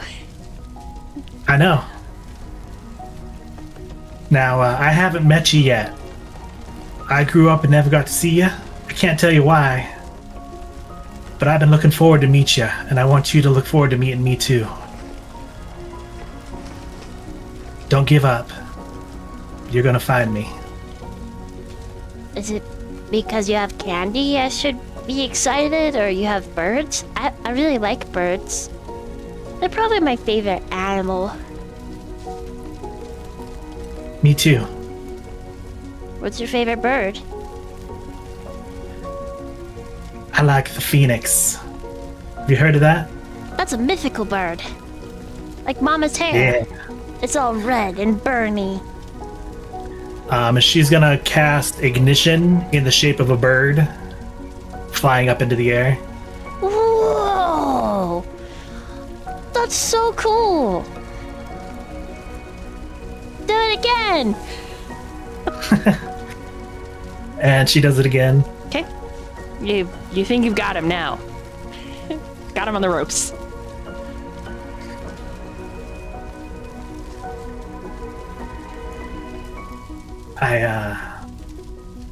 Really looking forward to meeting you. He just gives you that little tooth-gapped grin. Okay. And Raina, meanwhile, to Sister Will, what are you doing?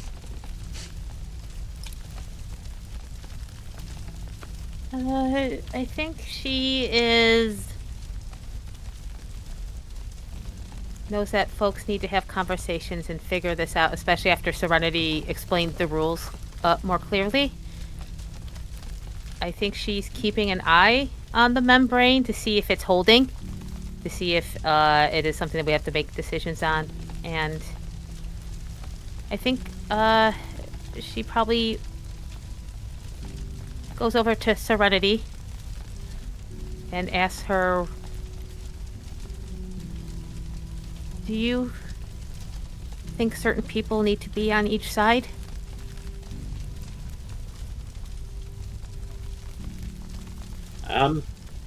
Gonna be straight with you, Sister Will. With how messy this whole thing has been, I don't think so. But it is probably more of a, we need to be careful who we choose. Kind of matching up skill sets, maybe. On our side, there is an assassin that is tracking Blondie's mom and Blondie and Joel. That looks like... Remember when we were at the square and it was all falling apart and there was someone who looked like you? I saw her in the smoke of the windmill where Rasputin had said he was tracking this assassin. So I don't know for sure, but so that's what we've been dealing with over here. I'm not sure what skill sets will work. I'm just gonna sit down for a second. She sits down, holding her stomach again. What do we need to be aware of on this side? Serenity will sit down next to you. I mean, if I'm being entirely honest, not a whole lot. It mostly sounds like boring noble talk. Apparently, that older version of... Her name's Sonata. She was Lyric's sister, I guess. Nobody's quite been able to answer how they're related exactly. Whether by blood, adoption, or some mixture of the two. I mean, it sounds like she's pretty spooky, and she seems to be showing up a lot all over the place. So, you said she showed up? Is that... Did she try and kill somebody? She brought out a box that I believe is Marie's, and then vanished back into the smoke. Oh. So I can only... I don't know beyond what I saw. I don't know for sure. Okay, well, I mean... Have you been seen by anybody? Have you guys been working in secret, or like... For Marie, not knowing about, say, time travel as much as just we were going to help her protect her sons, and we were given a place to stay. Oh. Okay, well, it might be a little hard to explain somebody else popping up then, I guess. Where do you want to be?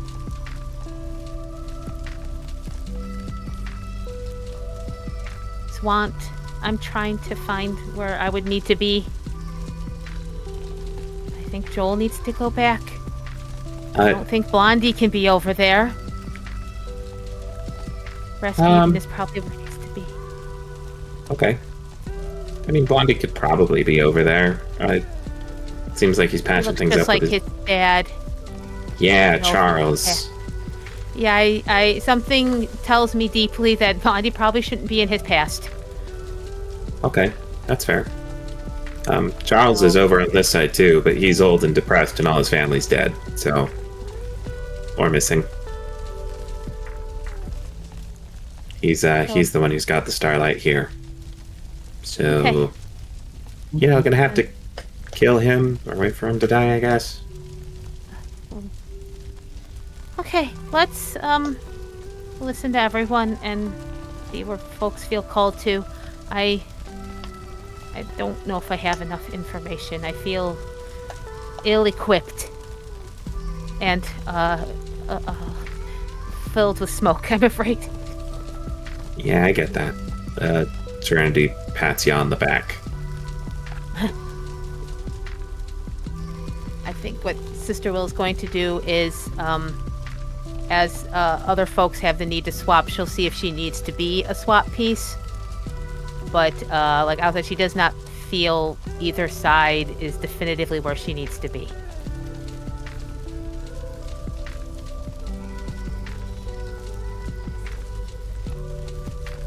Sorry, is she? All right. Is that something you want to roll, or? Yeah. If she can roll, yeah. Okay.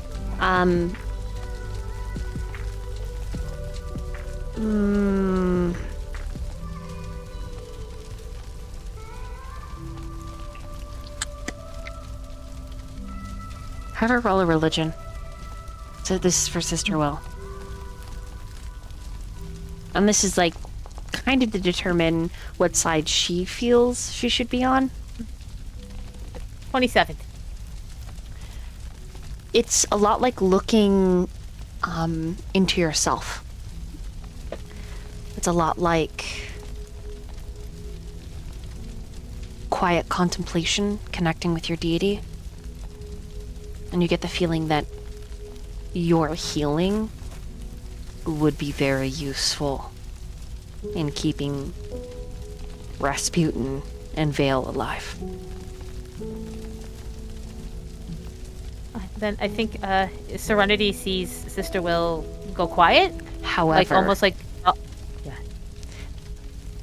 Your wisdom and insight and the fact that you are known can help tragedy not unfold on this side.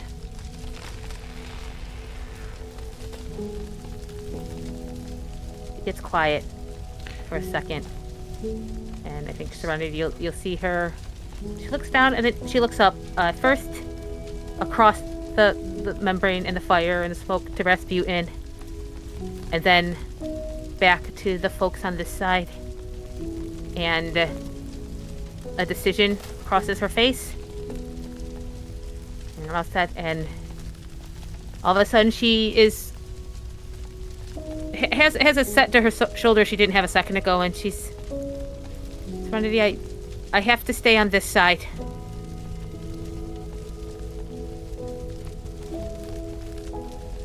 Oh. Okay. Fair enough.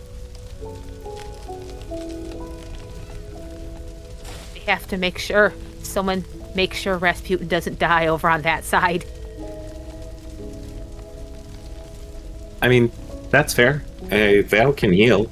Vale can do that paladin healing shit, so... You see her, like, have a faraway look. He got beat by an 8-year-old. I mean... I did not! The alternative... No, Raz. Did I hear that? Or was that just between... Yep, you heard it. You heard it. Yeah, for sure. 100% you heard it. But I feel actual very concern on Sister Will's face. Like this like thing of like, I'm choosing to stay here for a greater good, but Rasputin did get beat by an 8-year-old and she saw him almost get eaten by a box. Look, it's been rough on this side, all right? First off, it was a hand-to-hand combat. I treated him like a warrior. You lost in Rasputin, you lost in hand-to-hand combat to an 8-year-old again? Yeah, he's lucky I didn't use any spells, all right? I fought him fair and square on his terms, and Bro, I'm not a hand-to-hand fighter. We Dude, I all can show learned you. something that day. I'm terribly sorry about the butt babungus. That's fine. Also, if I was on that side, I'd drop kick you right now, Blondie. I would deserve it. Just you wait, but I'm saving that for later. I'm on this side. Vale, are you with me, or you want to switch? I think I'm with you. It sounds like having the healers separated makes sense. And Good. if there's an assassin, I mean, I have some experience with the criminal underground. But Alright. maybe that could be helpful. All right, now. And I look at Corey like, Corey, get on the other side. Fine. When she starts marching towards it. Vale, your last scene with her? Yeah, I think while Vale is pretty set on the side he wants to stay on, he would rather have Corey with him, but obviously that's dangerous and weird, and she did kidnap a child to get there. And I do think Vale kind of runs forward and catches her up in a hug for a second, and then just presses maybe my last potion of healing into her hand. Just listen to your Aunt Ash, and try to stay out of trouble. Okay. And when trouble inevitably finds you, hit it really hard with hit it with your dagger. Okay, I can do that. Yeah. You're gonna be alright. I'll see you later. As she turns away and she steps through and you watch her, you feel suddenly like a weight in your belt pouch.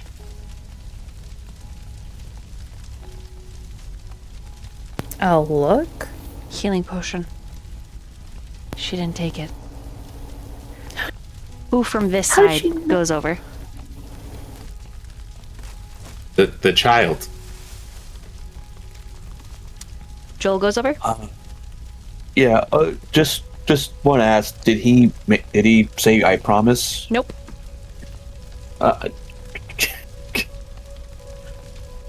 Can you make sure you promise me that?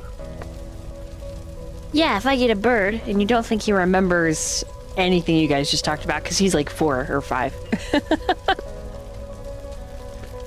Blondie signs. But he's gonna do his best to do whatever it is that you wanted him to do in the first place. Yeah. Well, then Blondie, it helps to help simplify it. He sticks out his pinky. He pinky promises you. Make good choices, and remember the phoenix. be excited to meet the bird. Yeah, the phoenix. I got it. And he hops over. And Corey comes to this side.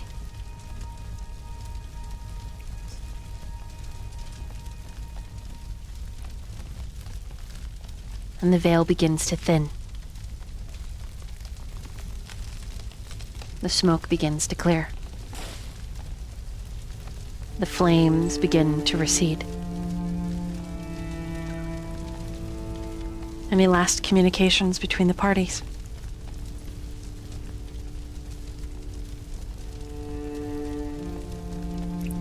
Blondie will look at Raz. Don't ruin a damn marriage.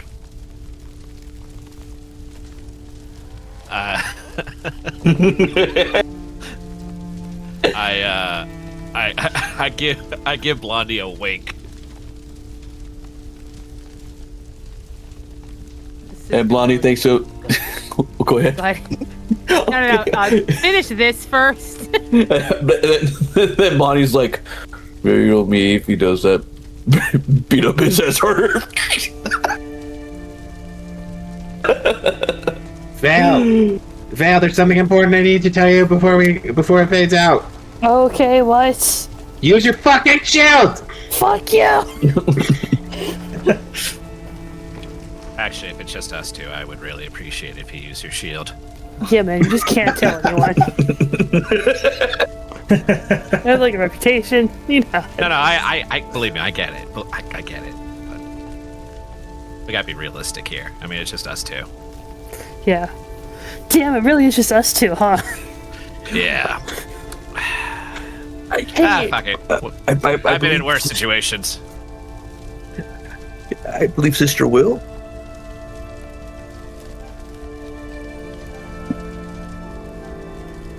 Sister will just almost, I don't know if even they can hear it, but she gives a Pharasma blessing to those on the other side. May your feet find your path of fate, or find your own path around fate.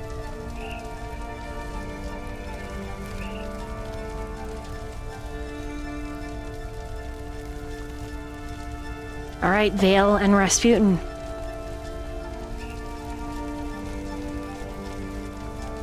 The fog begins to grow thick on your side, where on the other side it becomes thin and disperses. Rasputin leading the way, you turn and you head back for the mill, only to discover things are very different. It is no longer what seems to be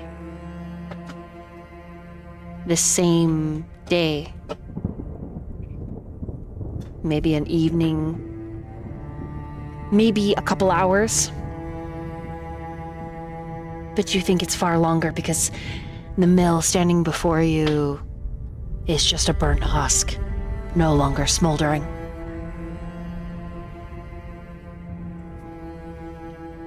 And it is dark. It still feels like summer. Overhead, the billowy clouds are rumbling, growling, like monsters in the sky, waiting to unleash rage. A wicked storm is approaching. The wind is howling. Blustery against all of your exposed skin, making it cold. But it isn't fall. Everything is still green. But it feels like time has passed. It feels like monsoon season.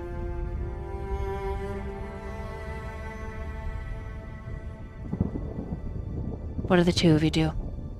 I would let. So it's Vale, Joel, and myself, right? Yep. Okay. I would tell them, it's just like, we need to get to the house. And I would, head towards the I guess the manor. Okay. Do you run? Or do you briskly walk? Or do you stealth? Now, is it? Ooh. I would say, well, because it's like heavy rain right now, right? Or it's getting ready to unzip and pour. I would say a brisk walk. Okay. But kind of just looking around because, like you said, the way the windmill looks, it shouldn't be that way. At least not that fast. No. If this was moments, the fire would still be smoldering, even though you got it mostly under control. Like, yeah, this is days, maybe weeks, but there isn't growth. There is not plants that have taken root. It's just a burnt skeleton. Okay. Yeah. I would like to pick the boy up and follow Raz. Okay. He's kind of cringed out when you go to pick him up and like, like pushing away and against you because he has no idea who you are. Fair. Joel, Right. you're still my minion. Trust Vale. I don't know who Vale is. Oh, Hi. Sorry. It's this guy. Do you want to try to run to keep up, or would you rather piggyback ride? He'd rather run just because he doesn't know Right. you. Fair. Very well. I allow it. So he runs after the two of you. The two of you roll stealth.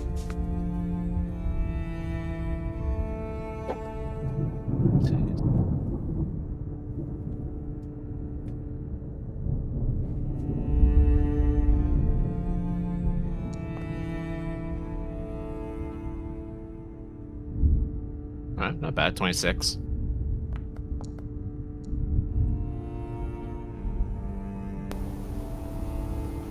I would like to use a hero point. Okay. That is terrible. There we go. That's better. 27. Okay. The rain begins a quarter of the way to the manor. And as you get to the manor, the first flashes of lightning overtake the sky. And Rasputin,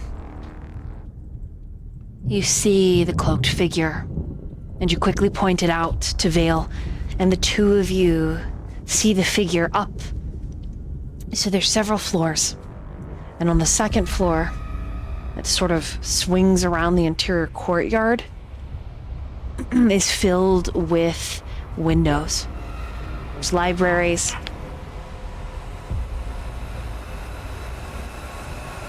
Sitting chambers, etc. Like the library that you first were flipped over onto your back by Marie. These apartment of rooms more than likely are the ladies of the house. And so you can assume that she's there. Only the cloaked figure sees the two of you. You think briefly before you duck. But Joel trips.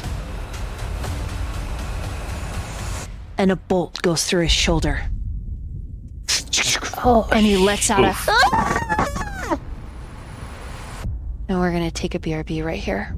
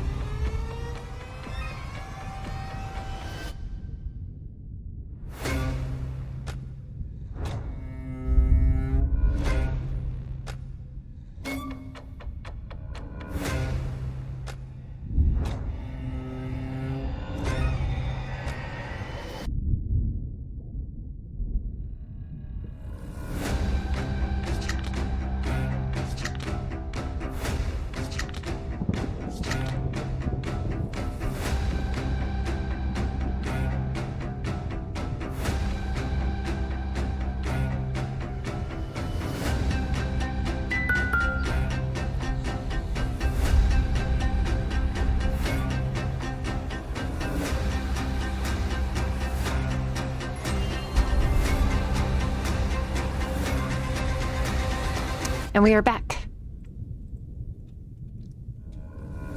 Okay. On the other side, Sister Will, Ash, Blondie, Serenity.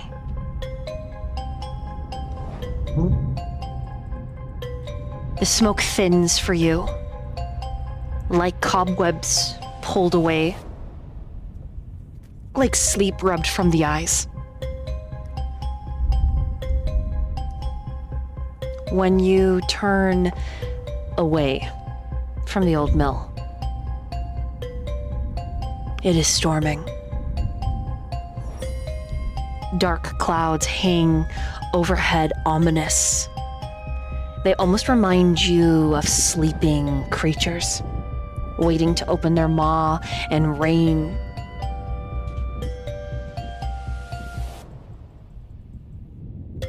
It is dark.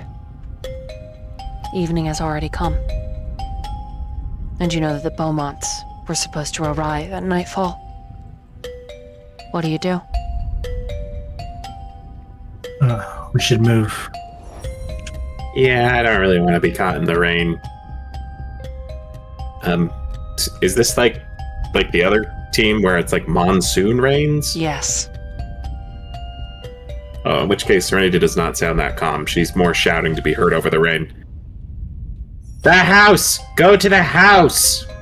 And she's gonna start trudging in that direction.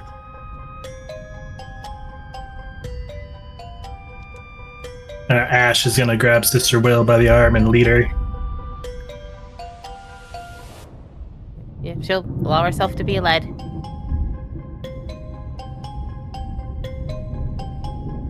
Okay.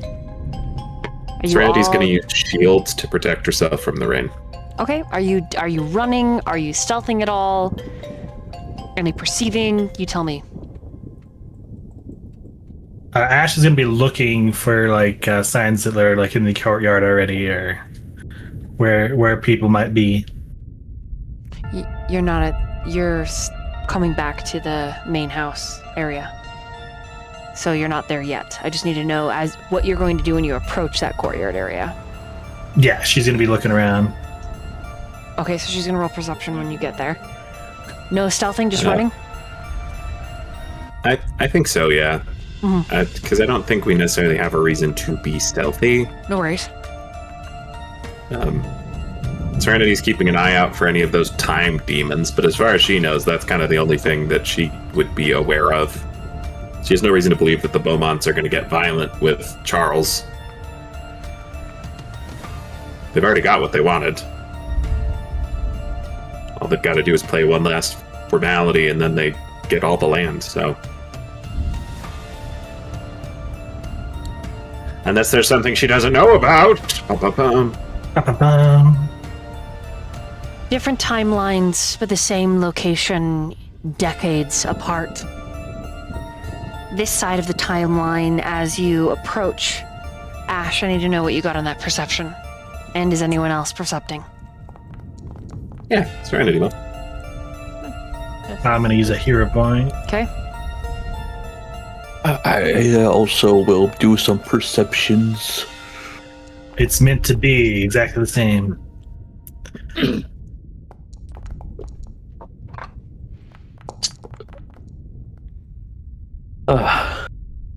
19 for Ash.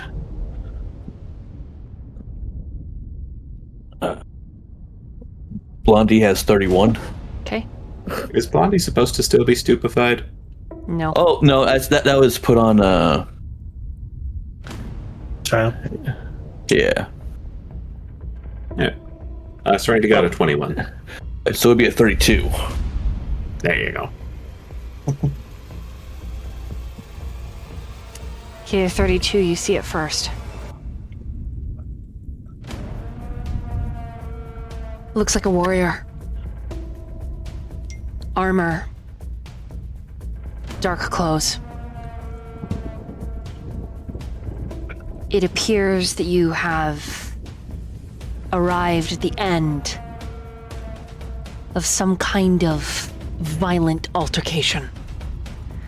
Because this figure is pulling a blade out of the torso of your father and dropping him into the fountain.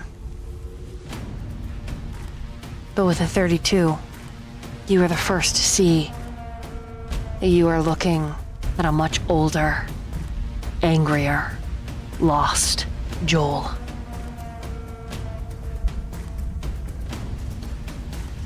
And standing not far behind him, individuals that you don't recognize. Not at first.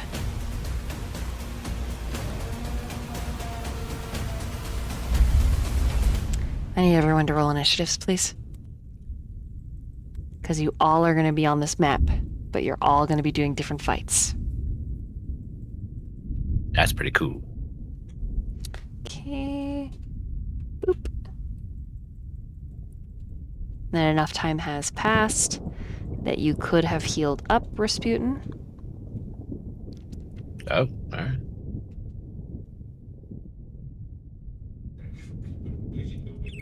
Timey-wimey bullshit. Mm-hmm. It's the good bullshit. Hell yeah! It's in our favor this time. Would that go the same for Sister Will? Unfortunately, no. Okay.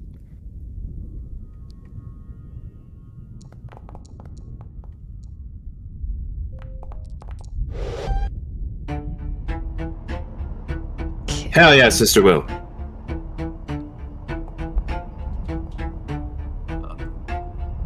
That is.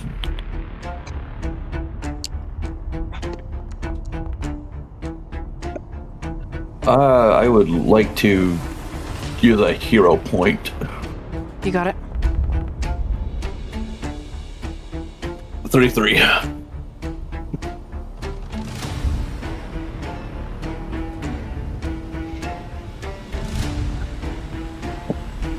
Let me fix it. Oh no, it did. It fixed it for you. Okay, cool.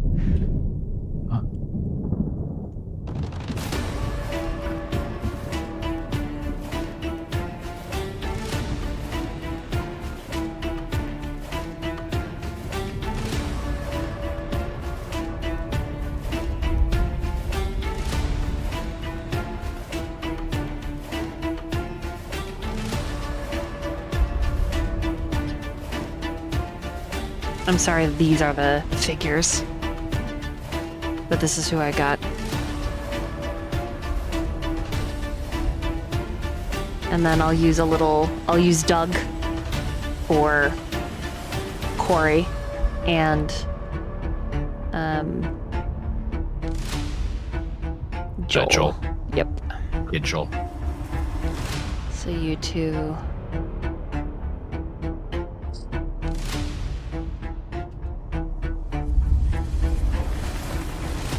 I've actually ducked over here and the kid fell on the stairs. There we go. Okay.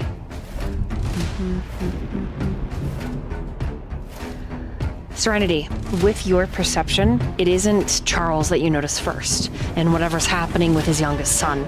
It is Sonata. And she looks eerily similar to you.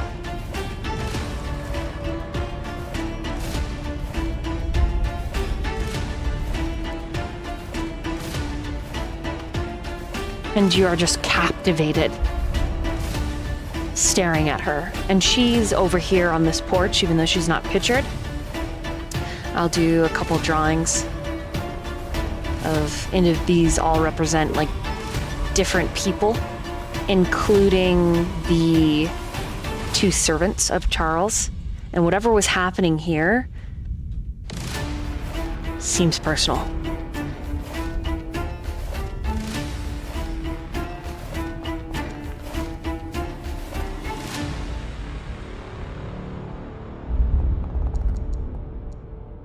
All right, great.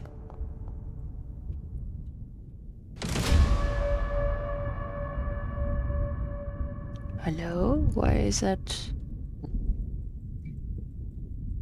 Okay. And so combat begins. So we are going to all be doing combat, but it's different timelines. The assassin the assassin goes first and has just shot Joel. When he pulls another bolt back, aiming, but this time the bolt ignites with some kind of magic, and there is a screech behind him. And Marie comes from bursting out of this building right here next to the mage, the assassin, and says, "Not my son!" And she stabs him like 3 times. And he turns on her and shoots her instead, so she's also joined the fray. Yep. So this is her. Toggle combat.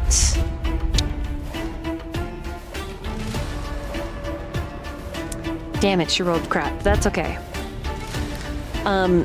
So he's gonna strike her.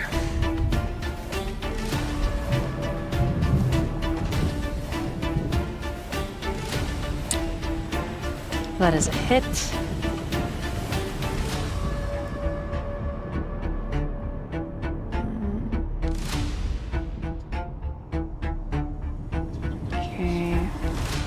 Okay. Nice. That's its turn.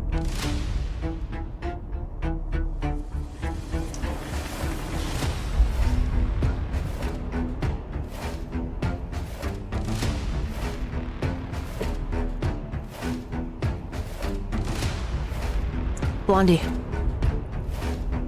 It's your turn.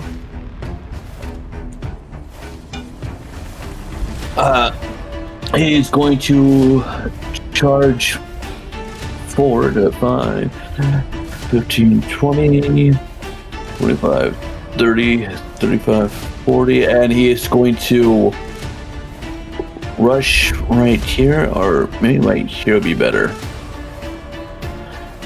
and grab his father and be like, "Oh, what happened?" Okay.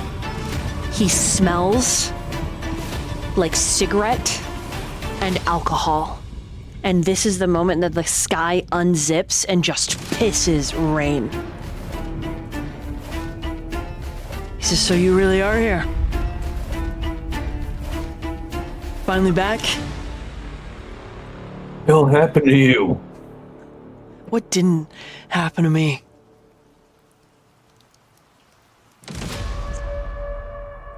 Better than this, Joel. Yeah? You think so? No, so. Cell doesn't end. Until he does. And you see a spark of starlight behind your brother's left eye. And a shadow behind the other one.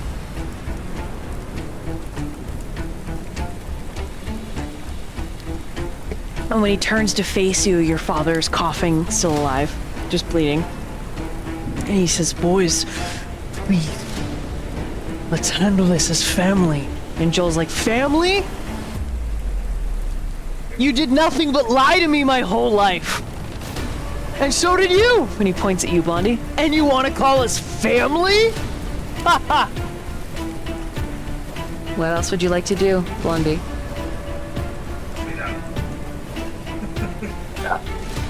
He looks at his father and will interpose himself between Joel and like, "Dad, just go to Sister Will. He'll heal you up." Shakes his head no. "I don't want the two of you fighting."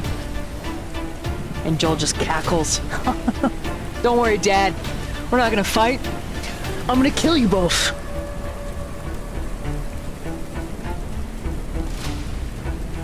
What the hell happened when I left?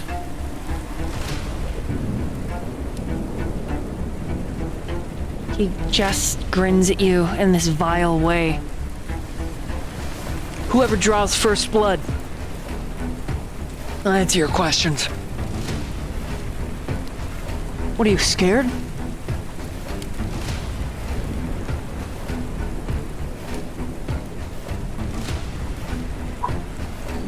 Nick will take on a dueling parry and end his turn. All right, Sister Will, it's her move. Okay, so Blondie is with his dad and an older Joel. Does she see any other... I was making sure I'm understanding, like, timeline-wise. Is there any other... Does she see any, like, other, like, threats? Nope. Just I think... Joel, right now. Then I think seeing them focus, she wants to try to get to Charles. So she's going to try to... Let's see, she get wait, sorry, 4. That's 1 movement. And if possible, she'd want to get into the fountain with him and hold him if Blondie is squaring up with Joel. So like that. If that's okay.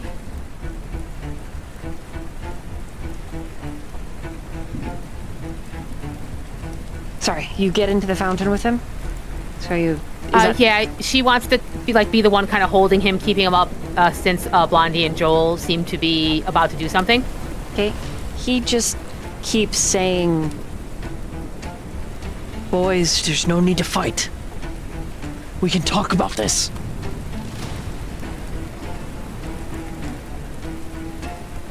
She's wondering, she has 1 action left. Could she battle medicine? Yeah. Okay, so that would be just treat wounds. I'm just making sure I'm doing this. Okay, yes. Okay, so it would be this one.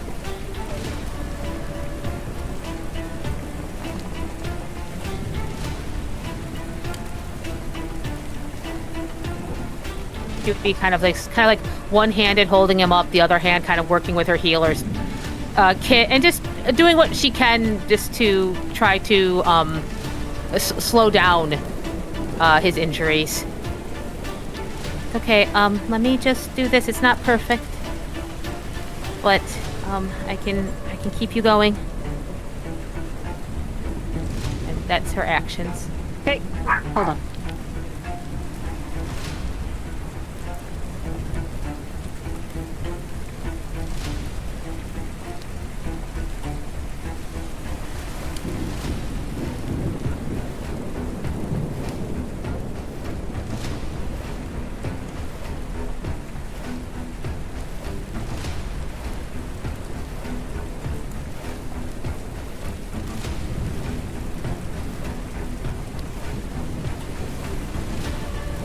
Someone muted?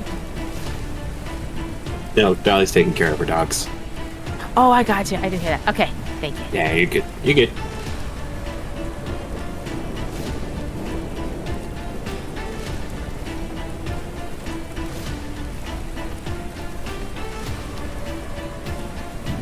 Now's the time to vote, everybody. Is Blondie gonna kill his younger brother because he's about to kill his dad? Or is Blondie gonna kill his younger brother just for fun? Either way, fratricide. Fratricide happens regardless. Unarmed strikes are non-lethal. That's until Blondie pulls out the brass knuckles. Okay, I'm sorry about that. Everyone was being really bad and just freaking out and barking. My apologies. Okay, Alice. Shh. She's now in dog jail, which means she's on my lap. Because she's being loud and yelling. Okay, what was I doing? What was, oh, how much did you heal him? Because I just adjusted his HP. Oh, I believe it's 9. Okay, and you rolled it here. Let me click him and apply healing. Okay, perfect. It worked. Yes, nice. Okay. Anything else? She's just holding them. Okay. Yeah, she's just holding. I think also, if she can, I don't know if this is the act, but like she wants to, like, if Blondie and Joel are moving away, she kind of wants to also prevent any more damage. from him. So I just kind of look out for that. Keep him above water. Stop him from trying to lunge. Got it. But then all done. Okay. Yeah.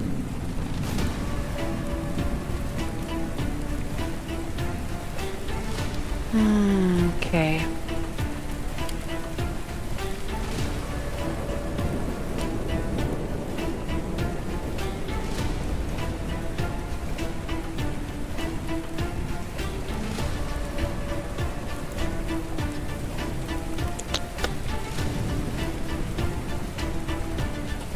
Just know he does have some reactions, just so you know. But he is going to stay. You are in puppy jail right now. You're staying here because you're bad. Bad. Does a 24 hit you, Blondie? It misses. It misses, okay. He's going to use a hero point and try again. Fuck, he's going to use another hero point and try again. Does a 37 hit you? That's actually a critical. Okay, you are frightened too, because he uses intimidating strike. Frightened 2. And you take 33 points of damage. Fuck. And he says, "You left us. You ran away because you couldn't take it." Yeah. And there's just rage. And as he strikes you, the starlight in his left eye starts to dim, and the shadow in the right eye gets more intense. You abandoned us, just like he did. And Charles is just coughing and is like, "Joel, and he's like, "Shut up!" Yeah. And then he's gonna try to strike you with this. Does a 23 misses. Okay, so he misses. All right. Wait, what? Oh, yeah. Ash, it's your turn. The rain's probably pretty loud. Can she hear what's going on? You can hear him yelling. Yeah. All right.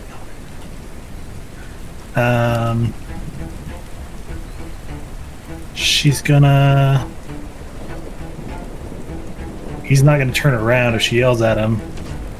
He's not gonna look at her. She's gonna come over here, one action, and she's gonna come stand behind Blondie, 10 feet, but she's gonna yell at Joel, "Joel! Do you remember me?" When he looks at you, you see an eye full of starlight and then one full of shadow. And he squints through the rain at you, like he almost knows who you are, but not quite.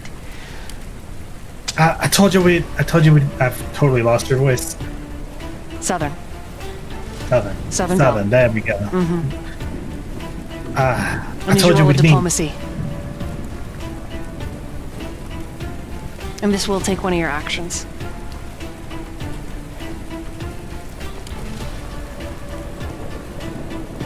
Uh, 36. Okay. You think he recognizes you? I told you we'd meet. Doesn't have to be like this. We don't have to fight. The starlight in the left eye starts to glow brighter. We don't have to fight. Phoenix. Yeah. Serenity, you have been watching Sonata, and there is a moment when you kind of shake out of it, but not quite. You can hear only pieces of what Ash is doing, but you can hear everything that Joel is saying. And you have been watching this woman who you suspect might be your mother with fascination and maybe a little fear, but because you are watching her, and because you've been hyper-focused on her, I need you to roll a secret perception. Now the reason you're rolling it secret is because it's super important and it's game-changing. Okay. All right. And I don't want you to use hero points. I just want you to roll what you roll. Okay, fair enough.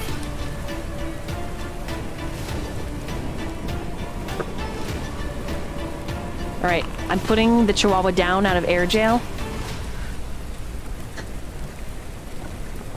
So she I'm starts using one of my yelling. D4s. Okay. Oh. Okay. All right. You see Sonata shift, revealing the belt under her cloak, and it has an empty potion. A love potion dangling from the leather of her belt. This is not this timeline's Sonata. And as she twists something on her belt, Joel lets out some guttural sound, and his eye that's all shadowy starts to flame and turn red. And he's like, "No! No, you are lied to me! You left me!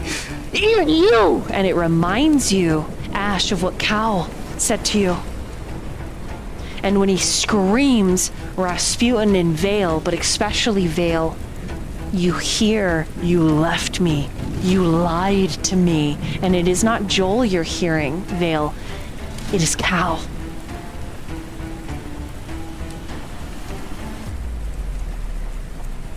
All right. What would you like to do with the rest of your turn? Ash, you got 2 more actions. That's all my action. I moved twice. Oh, so that's it? That's it? That's it. All right, it's Charles' turn. Charles is gonna stand up, and he's moves away from Sister Will, steps out here, and is like, Son, stop this. We don't have to fight. and when he moves around him here, Joel uses a reaction, and he cuts into his dad. Again.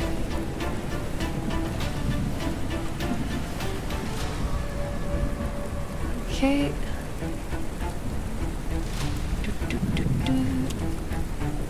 Okay.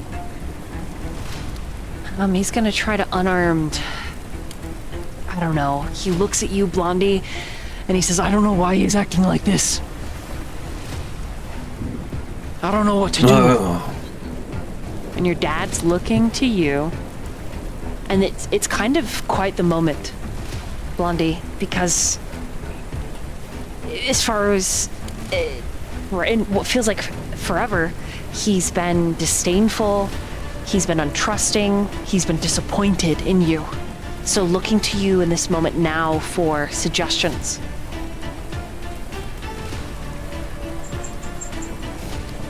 Yeah. It's my fuckery. It ain't him. We just gotta restrain him and figure out how to get it out. Okay, Charles will nod, and he'll try to grab a hold of him. I'm rolling regular dice. He does not succeed. Okay, back in the other timeline. It is Marie's turn. And she is going to shout to Rasputin, "Get my son, take him inside."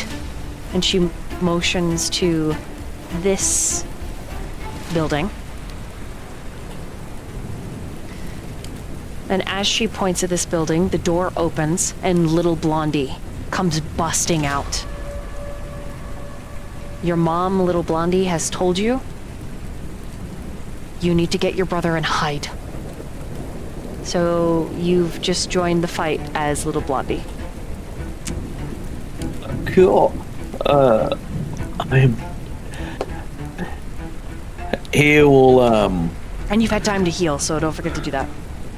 yeah. But yeah, Marie is going to move forward and engage with this thing. And she is gonna... She's a caster, so this is bad, but you know what? That's fine. Misses. Yeah. Misses. I know what that's like. Fuck. Okay, she hits once. And it's just a solid fucking slap. It's really satisfying. She's like, whack! Okay, Nick. Oh, sorry. Rasputin. your turn.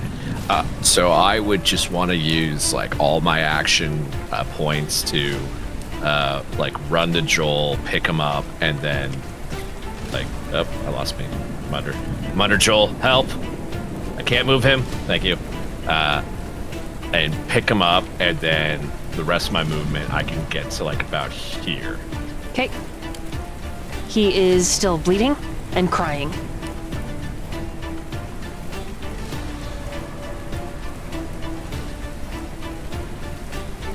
Do you have any more movement, or was that all your action?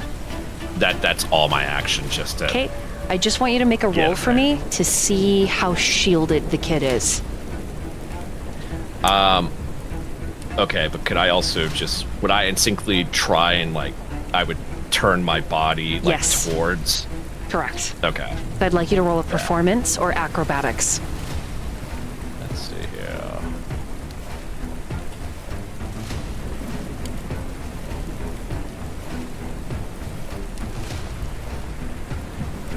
I'm gonna use a hero point.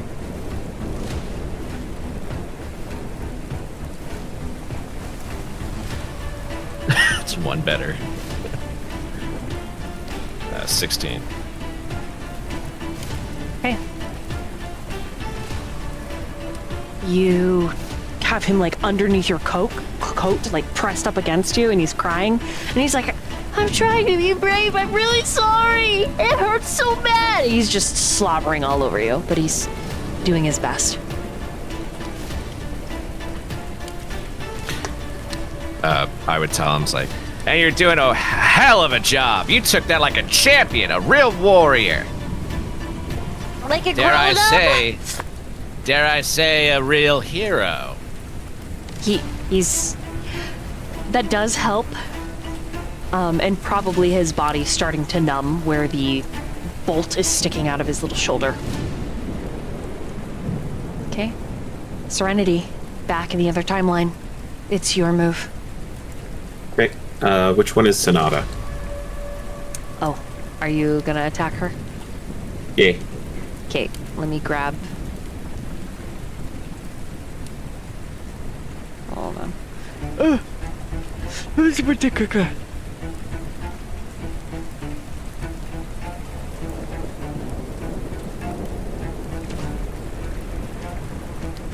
This is her? Okay. Serenity is going... The big one here. Okay. Serenity is going to glance over at Corey, and without saying a word, her little familiars are going to each flit over to Corey's shoulders. And, or sorry, it's just the one. She doesn't have two familiars. They just trade places. So her familiar is going to land on Corey's shoulder. Mm-hmm. And she's just going to say, take care of her. Be able to kill me if anything happened. Where are you going, Serenity? Well, I don't know if she's my mom or not, but one thing's for sure. She doesn't belong here. And Serenity will move up 25 feet, and then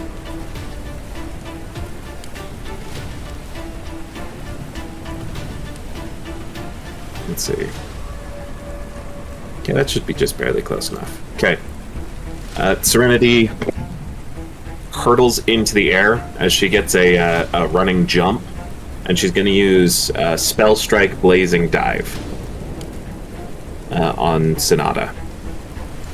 As she jumps into the rain, steam pouring off of her as the water hits her. Probably looks pretty fucking dramatic. And then she comes hurtling back from her 15-foot ascent, her leap upwards in a downward arc directly into Sonata. And her goal is to try and hit the vial that Sonata just went for. As soon as her cloak drops, you lose sight of it. Okay, she's just gonna hit Sonata then.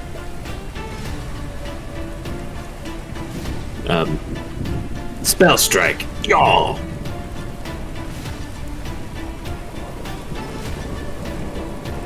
Hero point. Y'all. 34. Hits. Okay.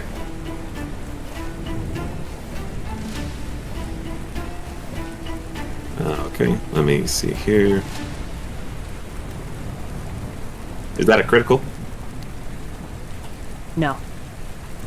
Jeez Louise. Alright. Correct.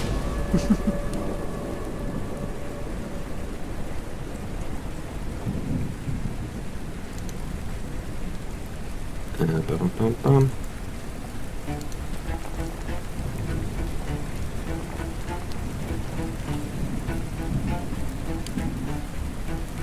She doesn't get a save.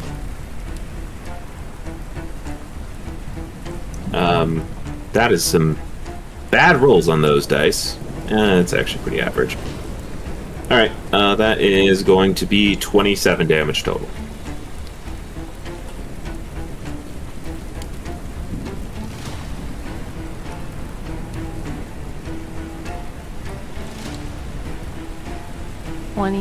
What is it not adding on here?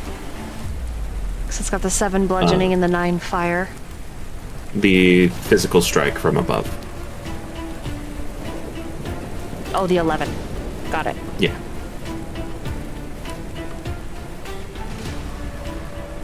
Okay, got it. So as you strike her, and she turns to look at you, you cut the mask, and it makes you pull up short. I need you to roll a fortitude. No, sorry. A will. I need a will saving throw from you. Serenity. Okay. 28. Another question. The spell that you used that was in an arc allowed you to finish moving all the way up to her, right? Yes. 10-foot emanation, blazing dive, spearhead, because boy, okay, you fly 15 feet straight up, and then, okay, perfect. Got it. So that's why you moved and then did the 2, so your actions are over. Got it, perfect. I am with you. Okay, 28. Okay, I'll describe what you see as you cut her mask clean off her face. In just a moment. Vale! Hello. It's your turn. Alright, so I'm confused. There's 2 different fights happening. Do we Yes. see each other? No. So who did I hear screaming? That sounded like Cal. No one. I just heard him. You just heard it. Roll an occultism. Okay. Let's see. This will give to you for free.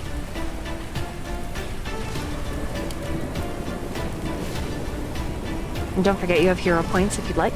I'll use one. Okay. I'll need that shit. There we go. That's 18. You think there is another convergence of time in this courtyard. You think that the other party is fighting just as hard as you.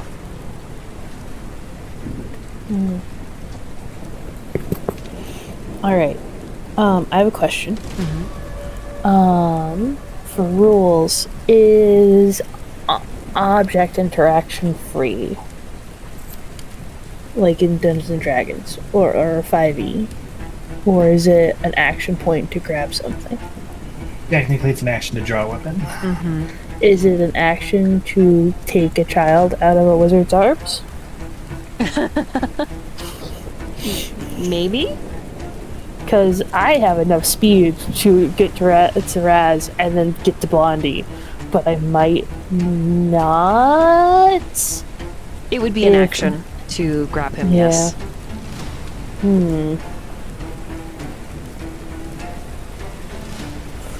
I guess it doesn't. It's so frustrating. I'm just like 5 feet too short to get to him, and then I could clear him to Blondie so easy.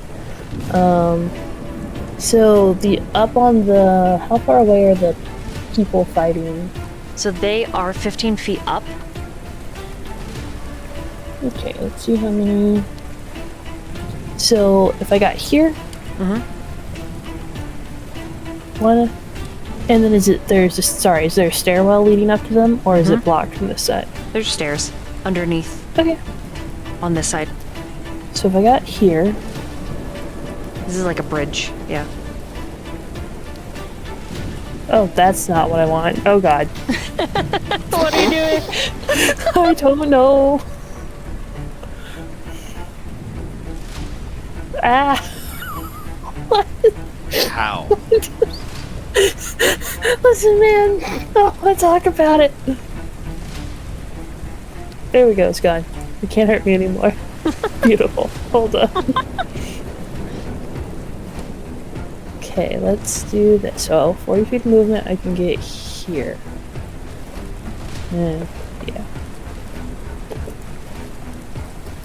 It's not working. Good lord. Are you on the right?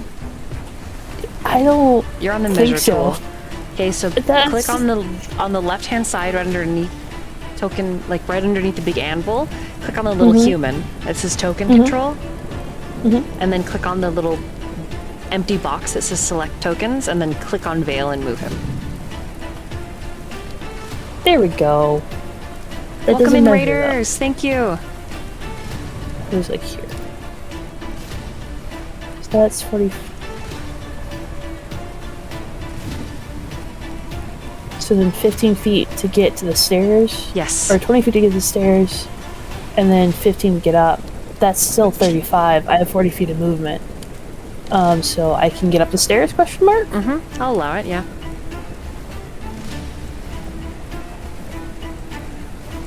So I can get like here. Yep. Am I behind the assassin or am I behind the mother? You are behind Marie. Marie.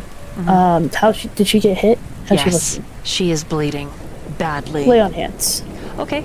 Nice. Nice. How much do you heal her? Let me double check that. Should be 18 HP at this level. I think yes. That's historically correct. There we go. Yep. Got it. It's applied. Nice. She's no longer bloodied. Yeah. And those are the actions for my turn. I shall bid you all adieu. Good night.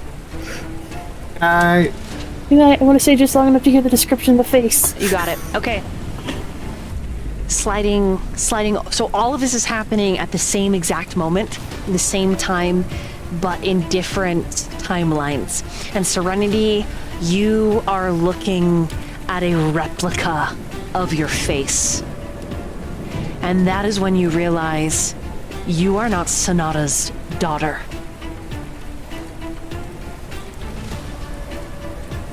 You are Sonata.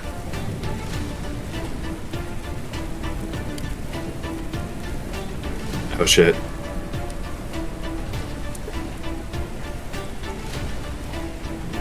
I think Serenity just stares in stunned silence for a long moment.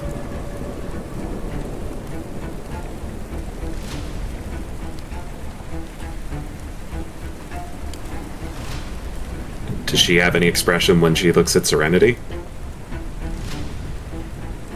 Cool calculation. And a little bit of surprise. Shit.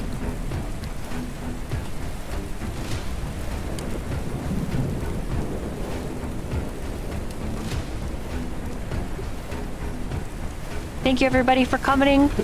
This is chapter 17 of Stealing Starlight. Serenity, we'll just say, as the camera fades, or like just after it goes to black, man, I'm glad I'm the pretty one.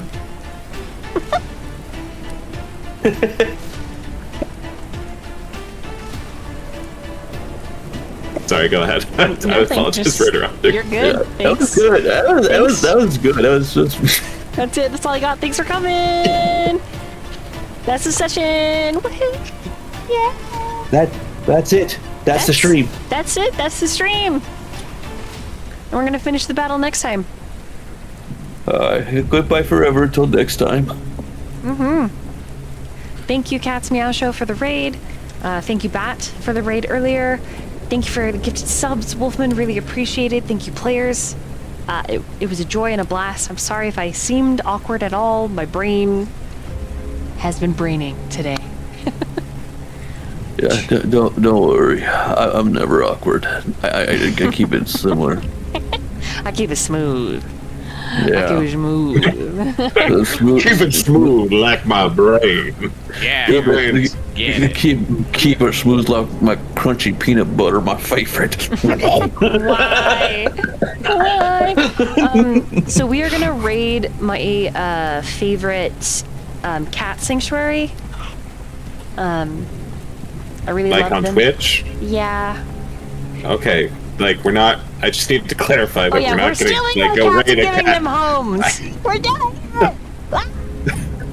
I mean, there's a lot of really great animal sanctuaries like here on Twitch. I just am particularly a fan of Furball Farm. I really like them. They have cameras everywhere.